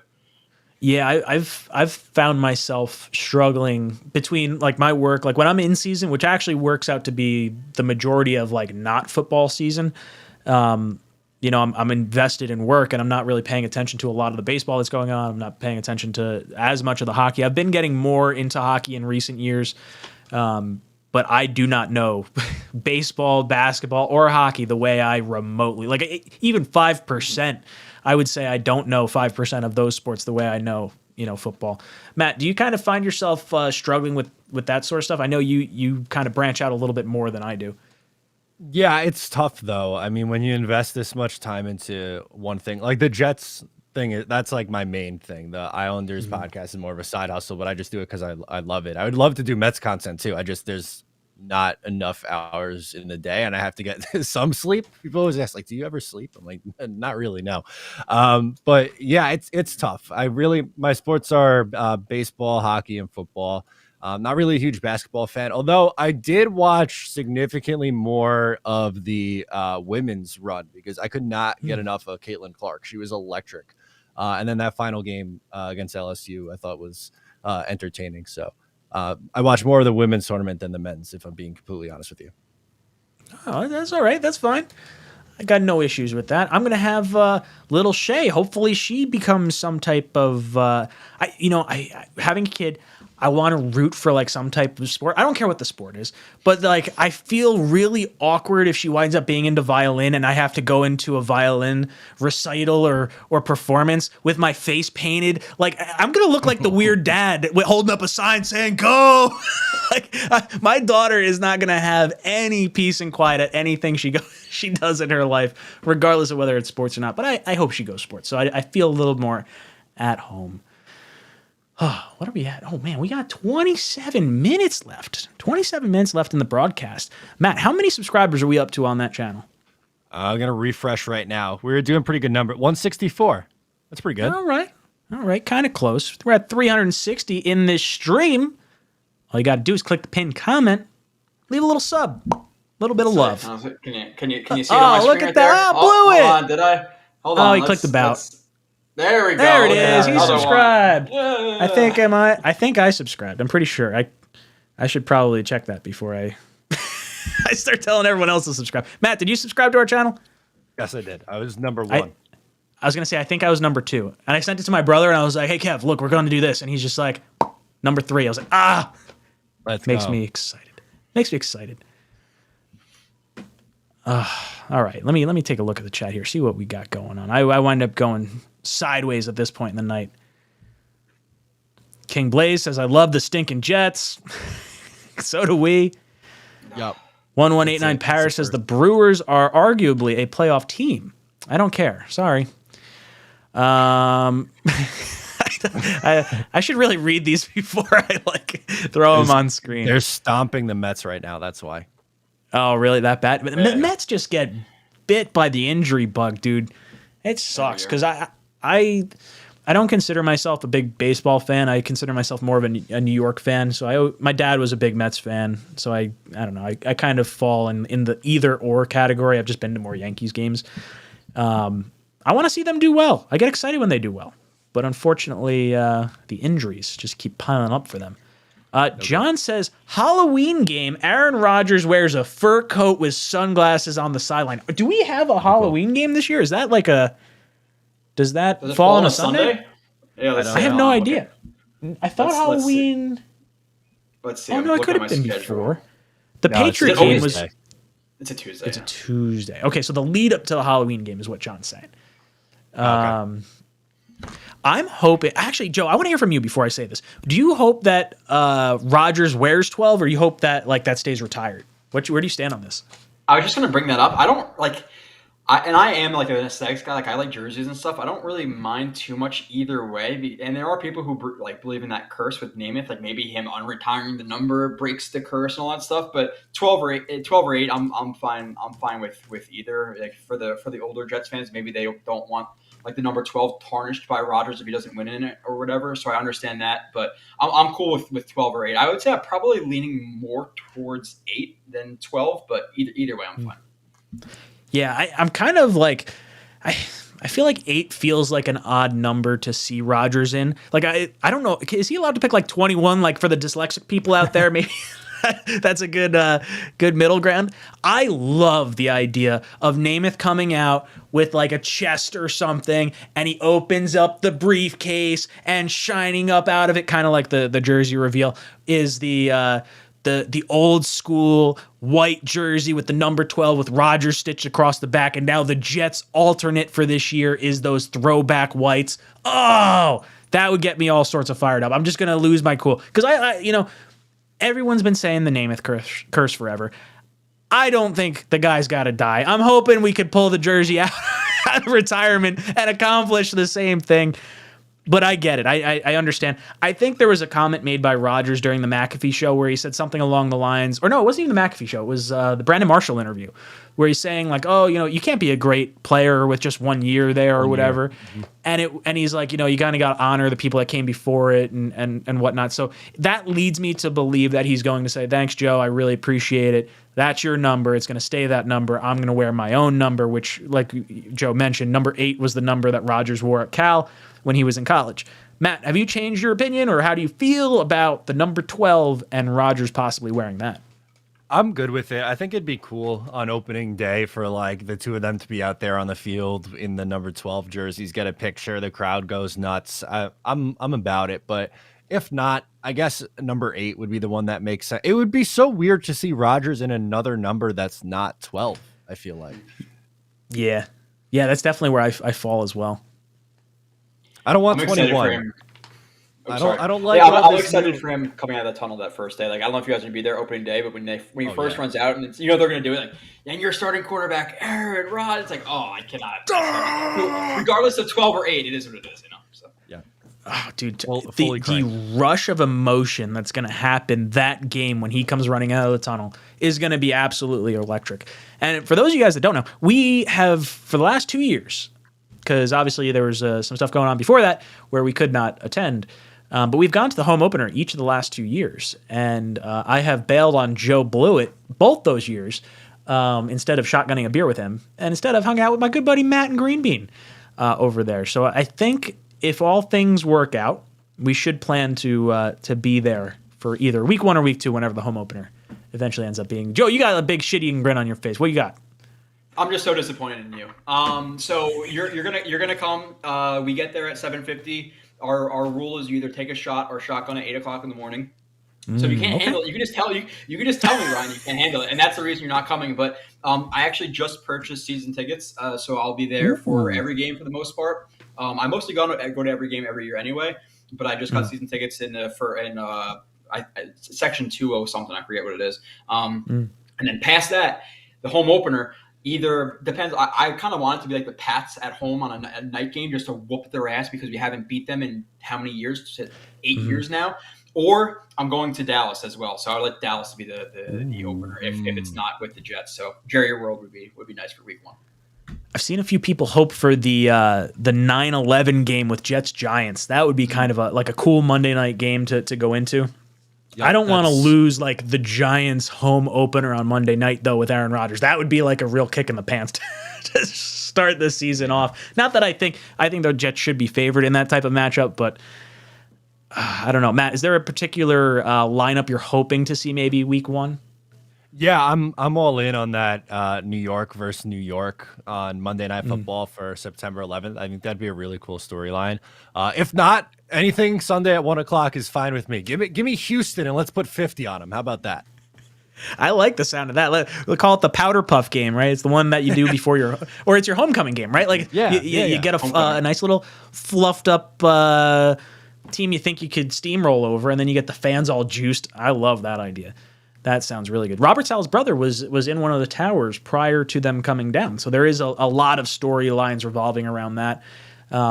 Although I think maybe some of the Rodgers comments might make that go a little sideways as well. So maybe they say like, let's not put him on the big screen on that particular day. Let's maybe push him over to maybe it's the Sunday night game or something along those lines. We'll kind of see where that goes. Blitz Crew hops in. What's up, dude? He says, I know. I think he means I now have weekends free from work now. Season tickets, any recommendations on what level to buy? I actually like Joe's recommendation, or he didn't say recommendation, but he got season tickets in the 200s. I actually really like that. My dad and I had season tickets in the 300s, which I loved. I'm a big fan of standing up over top of, like, not standing over top, but like being able to see the bird's eye view of the whole stadium. I think that's actually a really cool vantage point. But more so than that, if you have season tickets, go under. And when it's raining, you're not getting dumped on in horrible weather. So, Joe, is that kind of what drew you towards the 200s? Yeah, it's really where my friends are. But yeah, being at that Jaguars game and the Bears game last year were miserable. For my I think the best seat in the house is either 50-yard line first row in the 300s or 50-yard line first row of the second level 50-yard line. I think those are the best. Now, like, I'm more close to the end zone in the 200s. It's like pretty close. Like when they score right there, it's very, very exciting because like you really feel it when you're right by the end zone. But when they're down at the other team's 20, you have no idea if the running back just got 2 yards or 12 yards. It's just so hard to tell with like the depth perception. So I would say the best seat in the house is probably 50-yard line, 200 level, first row. So if you can afford that, that's I don't know. I don't want to get into Blitzkrieg's wallet. It's quite hefty there, but good luck to you if you can. That'd be a great spot to sit in. Matt, what about you? Have you ever considered or where you would want to be maybe if you had season tickets? Well, my favorite place to sit for any game is up a little bit, but like right at either the 50-yard line, 300 level, center ice, 300 level, behind the plate in the upper deck. Like, I just like the bird's eye view and where you could look out and like see everything from like a perfect vantage point. So that's what I would do. I honestly like being up a little bit rather than being ground level because I feel like sometimes you miss some stuff because of like the angle in a way. Yeah, you almost see like people going like side by side as opposed to like seeing where lanes open up. Like I remember watching as a kid and being like, my dad would be like, he's open. You're looking like all the way down the field and you see like the line open up before the running back even goes through the hole and you're like, oh, it's about to happen. And then there's that anticipation moment. Like I always love the crack of the bat or like the shot from a 3-point, the 3-point line. And there's that anticipation of like what's about to happen. And I feel like you kind of get that as you sit a little bit higher up. Now, I mean, I guess you get that with a long bomb. You're throwing the ball and you have that anticipation. But that sort of stuff gets me excited. All sorts of fired up. Blitzkrieg, where are you looking? Any particular spot? I don't know if I saw you comment in there. Blitzkrieg, let us know where you're kind of looking. I see Duncan says 246A is where he's sitting, row 2. I was section 327, second to last row. Nosebleeds, baby. My back was almost on the concrete. I had buddies that sat with their backs to the concrete, one row back, and I'd hop up there every now and then. But man, it's nice. It's fun when you throw a paper airplane that high because you have the optimal amount of space in the stadium to be able to throw it. I've had one go on the field. I probably shouldn't say that on air because I'll probably get in trouble, but that's all right. Sorry. Banned for life. Banned for life. No more Jets talk, guy. This guy's out of here. No. I don't know. I got to come up with an alias to get into games then. That would suck. Pierre Thomas says 200 Club. Chicken tenders are where it's at. Ooh, I am a big chicken tenders guy. I like the chicken wing, but there's a time and a place for chicken wing versus chicken tender. Chicken tender, I don't want to have to, get everything all gloppy. Or chicken wing, I don't want to have to get everything all gloppy. I like myself the chicken finger, chicken tender finger, whatever. Joe Blewett, chicken wing, chicken tender. I think there's a time and place for both, like you said. Like if I went to a Jets game after picking up beer and being picking up footballs and all this stuff, do I want to necessarily put a chicken wing in my mouth that I'm grabbing? Not necessarily. If I'm drunk, I really don't give a crap. But that's a story for a different day. But yeah, it depends on the situation. The Jets don't have the worst chicken tenders at their spot, but again, it's like $13, so it's kind of not necessarily worth it. But when you're drinking, who cares about the price? And speaking of chicken wings, I still have to try the sauce wing stuff. I've never tried that yet. Sauce. I've got my sauce. Got it. There you go. Yeah, it's right over here. It's like a sweet barbecue or something, teriyaki. I don't know exactly what it is, but I gotta try it apparently. So yeah, dude, it's like Sauce Gardner sauce, still sealed. Does it have a description on it? It's probably got a story. Everything's better with sauce. How does it say? Okay. Wings, pizza, chicken, sandwiches, tenders, fries, and of course, defenses. You can imagine being like, hey, yo, Buffalo. Just gonna throw some sauce on you. Or I guess it would be our defense, right? I'm such a fan of sauce. I collabed with Buffalo Wild Wings to create a new sauce. It's called Sauce Sauce. A little sweet, a little heat, and a little smoke. You're going to love it. I hope to see you at B-Dubs this football season. I did get to see Mr. Sauce over there. It was awesome. Very cool. And the sauce is actually like pretty tasty. It's actually a combination of two of their sauces that they already have, so you could kind of make it yourself. This one's not getting open because I was like, oh, this is kind of like a memento right now. So, got to go to Buffalo Wild Wings. Sauce. What else you guys talking about in here? Blitzkrieg sounds 200 club 50-yard line going to be priced tenders. Does your mom cut them up for you too? Like, how does that work? Ryan? Yeah, Do you know dunk what? it in I've got ketchup? frozen tenders on lock in the freezer right now. I've got some General Tso's sauce, and I'll throw that in the air fryer. If you guys don't have an air fryer, let me tell you, air fryer's where it's at. Do you have like the tray one, or do you have like there's one that's almost like a drawer kind of looking thing? I've got the basket one. I've got like a basket looking. It's like a toaster oven. Mine's like a basket. Yeah. Mine like flips open. It's like a one. You could have a grill setting, or you could have an air fryer setting, and you put the basket in. Mine's like looks more like I guess convection oven. No, convection oven's the wrong term. Like more like a toaster oven is kind of what mine looks like. It's a little odd because like I was thinking I would make like French fries and stuff, and I don't really do that quite as much. But dude, air fryer where it's at. Slice of pizza or like chicken tenders, basically what I'm getting at. I have chicken tenders in my freezer right now. General Tso's sauce, like one of my favorite lunches. I'll throw 3 or 4 tenders on there. And yes, I do cut them myself, Matt. It's delightful. I could ask Becca if she would do that for me, but she might yell at me. She might say, no, Ryan, you can do your own things. It's that, and my other go-to snack is the, I've got, I don't know if it's DiGiorno's or whatever, but one of those frozen pizza companies makes a stuffed crust pizza, and I'm like, ooh, I don't have a Pizza Hut anywhere near me, and I want some stuffed crust, and it's like a solid 4 out of 10 on like the pizza scale. You can't. Oh no, I'm not saying it's high up there. I'm saying I wanted some stuffed crust though. No, if you live in New York or New Jersey, you can't be going to Pizza Hut or Domino's. That's like well, no. Show me a pizza place that gives me stuffed crust. I'm with Matt. Here. I eat pizza all the time. Okay. There's 1,000 places in a 1 square mile of me that are great. Muted. You know, like, Get muted. Get out of here. Joe's muted. What a jerk. Can I use my powers to unmute him? You're muted. Boom. Look at that. I have the power. All right, where I was going with this is every Wednesday is Pizza Wednesday over at the where I work. So literally every Wednesday I'm going to a pizzeria and I'm getting legitimate pizza, not the stuffed crust variety that I have in my freezer. That's my little fix of Pizza Hut without having the Pizza Hut stuff.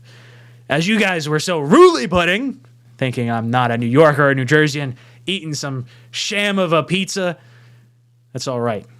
I don't have any hate towards you guys, except now I feel a little lonely because now I'm trying to hold a conversation with 2 frozen pizza, 2 frozen people.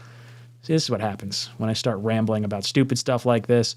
But I want to hear from Joe. What were you were about to say something very mean towards me. What were you going to say? I just love the fact that you were so excited to freeze us, and then like 30 seconds into it, you're like, crap, what am I going to talk about for the next 30 seconds? I got nothing to say. Or microwaving pizza or ovening pizza when you live in New York or New Jersey. Unless, again, it's 3 o'clock in the morning and you come home from a bar and there's nothing open, okay, fine. But where I live, again, there's like 30,000 restaurant or pizza places within 1 square mile. So there's plenty of good options. Dude, I'm in the sticks. Shame on you, Ryan. I've got my closest like pizza place is like a few miles away for sure. Like not even, not far. Oop, I muted Matt. Sorry, hold on. Let me get Matt back in here. Oh, I'm back. Sorry, dude. I muted you. That's okay. I just said that was awful. I wouldn't want to be in a place where you're miles and miles away from a pizza place. That sounds terrible. Well, it blew my mind. So Matt lives on Long Island. Joe's a Jersey guy. I have a few buddies that went to college with me that live on Long Island. They're like, oh yeah, no, that other guy that is our roommate, he lives, 5 towns over, 5 miles away, or whatever the hell you guys do on Long Island. And I'm sitting up here in Bumble, truck nowhere, and I'm like, 5 miles. That's how I get to school. Like, how is that like, dude? The distances are so drastically different compared to like when you go like Long Island to like the sticks like I am out here. Crazy. Yeah, 5 miles is probably like 3 towns away. You're right. That's, I don't know. Is it really? I was like trying to be like sarcastic. Damn. No, it's probably just about. But like also there's so many like late night pizza places like R.I.P. in Peace, Mr. Maselli's, or I forget the other one in RVC. That was a good drunk pizza place, but yeah, you can't be doing Domino's or Pizza Hut. You're like the Office episode, Michael Scott, my favorite New York slice is Sbarro's. Like, you can't be doing that. I'm not saying my favorite slice is a stuffed crust slice from the freezer. It's not what I'm saying, but I do certainly enjoy it, especially when I'm sitting at home and I don't want to leave the house. When you're making YouTube videos all day and you're like, oh, I just need something that's not going to crunch on live stream. It's a nice frozen pizza on the table right there. So, there you go. Blitz Crew, chicken fingers, I'm about it. My frozen slices, you guys can all kick rocks. I don't care. All right. Where are we at? Where are we at on that subscription train, Matt? What are we looking at? The number of subscribers we are at, we'll do a quick little refresh. 183. Oh, come on. We got 184. I just hit refresh on it. Come on. Got to get us up over 200 right now.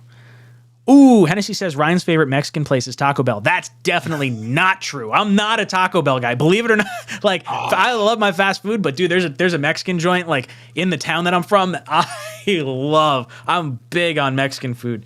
But for some reason, I love the Crunchwrap Supreme. I'm a big Crunchwrap Supreme guy, but outside of that, like, I'm not a big Taco Bell guy. I'd rather go to like a place with all the ambiance. Like, I'd rather sit down at like a nice Mexican place than like order fast food Mexican. Joe, where you stand on the Taco Bell stuff? Yeah, we are not eye to eye at all tonight. Taco Bell is my spot. It was actually very, very close, and honestly, the context of the vows, but it was very, very close to being in my vows. But somebody else mentioned it in their vows like a couple months before I made mine. So Taco Bell is my guilty pleasure. I love the cheesy burrito crunch and ordering some Taco Bell. So we are just not on the same level tonight, Ryan. So shame on you. Interesting. Matt, where do you fall on the Taco Bell stuff? I hate to align with you on a food take because they're so terrible usually, but I'm not a Taco Bell guy. I'm not. I fully admit, like, I know Chipotle isn't real Mexican food. Like, I could admit that, but if I'm gonna do like fast food for Mexican, like, Chipotle is my go-to. I know that Chipotle and Taco Bell are different, but no, Taco Bell is trash. I'm pretty sure we've gone off the rails. We got 6 minutes left, which is totally fine with me. And for these last 6 minutes before we pick our t-shirt winner for tonight, I'm totally going to blast the chat with some horrible food takes right now. Hennessy says favorite burger place, McDonald's, is what he's claiming my favorite burger is. I actually, you know which one I really White like Castle. is I enjoy White Castle. They're not my favorite burger, but no, well, I don't have anyone near me. The closest one is Patterson, and they got bars on the windows. That shit scares me. I'm not going to White Castle. But I really like. Have you guys ever? Well, Matt probably not. Probably not Joe either. The Blue Ale House is on 23. They make two different burgers. There's like a Texas toast burger with like pepper jack cheese and stuff and bacon and an egg on it, and then there's another one, the Jersey burger, that's got pork roll. Joe, pork roll. I know you like pork roll. I know it's pork roll. It's got Taylor ham and the burger and an egg on it, and it's delicious. That would probably, if I had to pick a burger joint, I think that would be my go-to. I'm not a big McDonald's burger guy. I mean, they're fine for for what they are, but I'm never going to be like, oh, I need a burger. McD's. Yeah, no, there's plenty of better spots for burgers, especially around me too. Like, again, you're in the boondocks apparently, but I have 1,000 restaurants by me. So yeah, McDonald's is not the answer for a burger near me. So I rather I think Chick-fil-A just wins the fast food conversation. Dude, 100%. It just wins. Chick-fil-A, if you're listening and you feel like sponsoring a particular YouTube channel, I've got a few that you can sponsor because I would love me some Chick-fil-A sandwiches. They are bar none my favorite fast food joint. If I had that anywhere remotely close to me, I would be a very, very heavy Jets Talk 24/7. This plane wouldn't be taken off. I gotta get some shocks on this damn chair. Dude, waffle fries, tenders, nuggets, chicken sandwiches. I don't care what it is. Anything from Chick-fil-A is absolutely amazing. I see you guys saying some cheesesteaks in there. Pizza steak. Is a pizza steak a thing? I've never heard of that. No, I don't know what that is. I don't know. Hawk is saying pizza steak greater than cheesesteak. So when I was up in school, we used to do a midnight Philly cheesesteak run occasionally, once a year. It was like I was a part of like a car enthusiast club up in Binghamton, and one of the cruises that they would go on would be from Binghamton, which is like an hour north of Scranton. It would be like a 3-hour run down to Philly to go get Philly cheesesteaks in the middle of the night. So, kind of cool. Interesting. Yeah, talking about burgers, I had an interesting one in Chicago when I went there. Actually, when the Jets played the Packers, we went to Chicago first, and it was a Jersey burger, but the bread was grilled cheese. So it was grilled cheese, burger, pork roll, egg, grilled cheese. It was way too much before a game, but it was absolutely delicious. And then I proceeded to eat that and then go to the Bears game in a Winnie the Pooh costume, which I was surprised I didn't get beat up, but it was a bet against one of Matt. I forget his last name, Matt something. And if the Jets were 3-2 by week 5, I had to wear a Winnie the Pooh costume. So I was lucky to get jumped in Chicago walking in the stadium in Winnie the Pooh. So I love wearing costumes. I don't think I've ever worn one to a Jet game. I've had my face painted green and white. I got pulled over with my face painted green and white. I had green and white teardrops. It was the year the Jets. It had to be the year before they got Favre, I think, is what happened. And the cop pulls me over and he goes, "You going to the game?"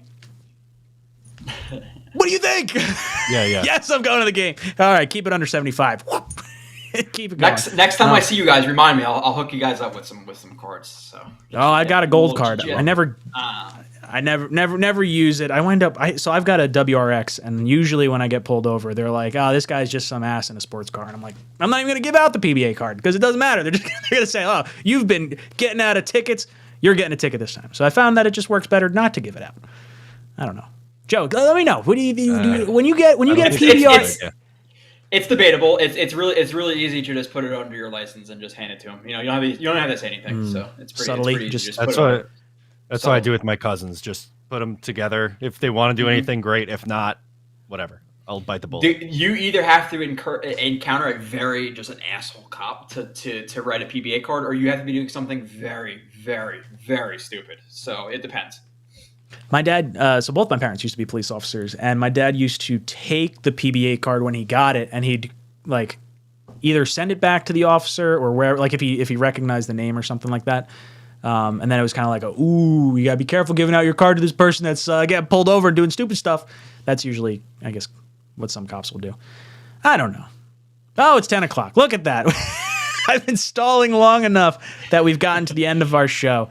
Matt, where are we sitting at as far as our subscribers? And what we're gonna pick a random. Let's pick a random 10 people from the comment section. Okay. Subscriber number is at 186. We're so close. Come on, 14 more. 14 more people. Click that pinned comment and subscribe to the new Talkin' Jets YouTube channel. Ugh. Sorry, burp. I had a bad burp during the last stream. It was really bad. I had someone actually comment on it. They're like, "Oh, Ryan, that was gnarly." I was like, There was an epic time, and like I'm not a belly laugher one time, but there's a stream, Ryan, where you were drinking White Claws, and you must have let out back-to-back 30-second burps, and like I'm not the person to laugh out loud, but I was legitimately crying watching that one from you. So some of the White Claw burps are epic on the stream. I'll do that. Dude, seltzer gets me. It's like I could sit and pound Claws for days. That's one Claws and Coronas are two of my favorite like drinks to just like pound because I don't feel like I'm necessarily getting drunk off of them. It's almost like hydrating to some extent, but like the seltzer burps are like churning underneath. Never a good situation. All right, Matt, let's pick some. Let's do like give me I don't know. Let's do some numbers, right? We'll pick. I don't know. How do we do the comments? You think to pick a qualifier? What do we want to do? Oh, for on that video, you're saying, right? Yeah. Okay, so how many qualifiers do you want? I don't know. How many comments we got? Too many to count. Way too I love many it. to Give me count. 10. Give me 10 random ones. 𝐒𝐮𝐬𝐜𝐫𝐢𝐻, 𝐒𝐮𝐬𝐜. Whoop, hold on. I don't know how to turn. I just went to turn on my went to click my pen and I turned on a flashlight instead. How is it? Got it. Okay, sorry. What was it called? The name? First name? 𝐒𝐮𝐬𝐜, 𝐒𝐮𝐬𝐜. 𝐒𝐮𝐬𝐜. Okay. 𝐒𝐭𝐿OSKI, LOSKI. Okay. Lawrence Rubin. Okay. Hang on, let me scroll around a little bit. Patrick Sullivan. Patrick Sullivan. And we'll go Curly Norman. Ooh, Curly Norman. All right, guys, if you want to leave however many comments you want to leave on that draft promo video on the new Talkin' Jets channel, that'll qualify you for every giveaway we're doing now through day 3 of the draft. So that's the jerseys, everything like that. And the more comments you leave on it, the more qualifications you wind up having. So make sure you hang out over there. All right, let's do a little odds or evens. Joe, you remember how to play odds or evens? Throw up some number of fingers on screen at the same time, and then we'll count it down. I'll scratch off some names. And oh no, I did it again. Okay, sorry, I figured it out. All right, 3, 2, 1. 6, that's a 9. That's an odd number. 𝐒𝐮𝐬𝐜, gone. Lawrence Rubin, gone. Curly Norman, gone. We got 𝐭𝐿OSKI and Patrick Sullivan. We're going to throw up our numbers on screen, and the first number to pop up after NY Jets fan 4. 3, 2, 1. That's a 5. A 5 plus, what do we got? What's our number? 5 and a G. Not quite the number. 5 and a 3. That's an 8. I think G is an even letter, right? G. That sounds A, even. B, C, D, Yeah, E, right? It's an F, even G. letter. It's not. It's an odd. It's not It 7. sounds even though. Yeah. 3. Oh shit. What was our number? Was it 5? Yeah. All right. It was 5 plus a 3. That's an 8, which means it's even. 𝐭𝐿OSKI. Boom. There you go. Reach out to me on email, jetstalk247@gmail.com. I'll get your shipping information, send you out one of these cool little shirts. Actually, I don't think I've ever shown this shirt before. Bam, chicken. Oh, that's cool. That's the getting ejected from the cockpit shirt. I don't think I've ever shown that one off. So there you go. Maybe I'll have to eject Joe I need for all a this. new one. I need a new one, Ryan. The only Jets Talk think I sent you 24/7 shirt I have is Zach Wilson. The Wilson. So I don't know if that's going to necessarily. You know be what, worn this Joe? year. Joe, I'm going to get you. I'm going to get you a little chicken action. But we have reached the end of our show now, boys and girls. So, Joe, thank you so much for coming on. Give us a little insight, what you got going on, and where can the people find you? JoeRB31 on Twitter, Jets X Factor, Blewett Splits on YouTube, film reviews, and if you're not so down for the film reviews, I do a stream once a week where we talk, and it's always based in at least film-centric opinions. So, I love it. Matt, any last words for our panel tonight? I love it. New episode of Just Jets comes out tomorrow. And also, if you're interested, we should probably mention that there's Talkin' Jets at Talkin' Jets Show social medias on Twitter, Instagram, and TikTok. So there you go. Content coming soon, but we should also just mention that those pages exist if you want to follow those too. So yeah, thank you. Bam, that was a horrible way for me to announce everything else. I totally missed on all the other social media platforms. I forgot. That we made. I completely forgot. End. Yeah. Yeah. So, guys, if you want to Talkin' Jets Show on all your social media platforms, make sure you follow us. We'll get some good stuff coming out there. Boys and girls, it's been a lot of fun hanging out with you, but I have to bid you adieu. This is Jets Talk signing off. JETS! I think every single person in this locker room is a competitor at the highest level. So, yeah, when you feel as if your backs are against the wall, you never have to feel like you got to do it by yourself.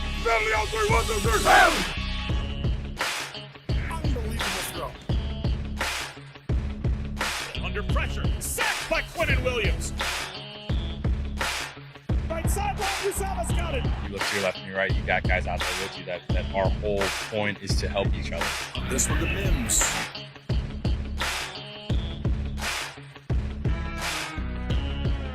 That's Corey Davis climbing the ladder. To be able to go out and lead these guys, just to know how hard these guys work and how important it is to them, and then you get that chance to lead them. Everything that happened that needed to happen for us, it almost felt like kind of like a sign, like give it like a second chance almost. Gets extra pushes, running left. Maybe a little extra life to breathe in the locker room. Touchdown Jets.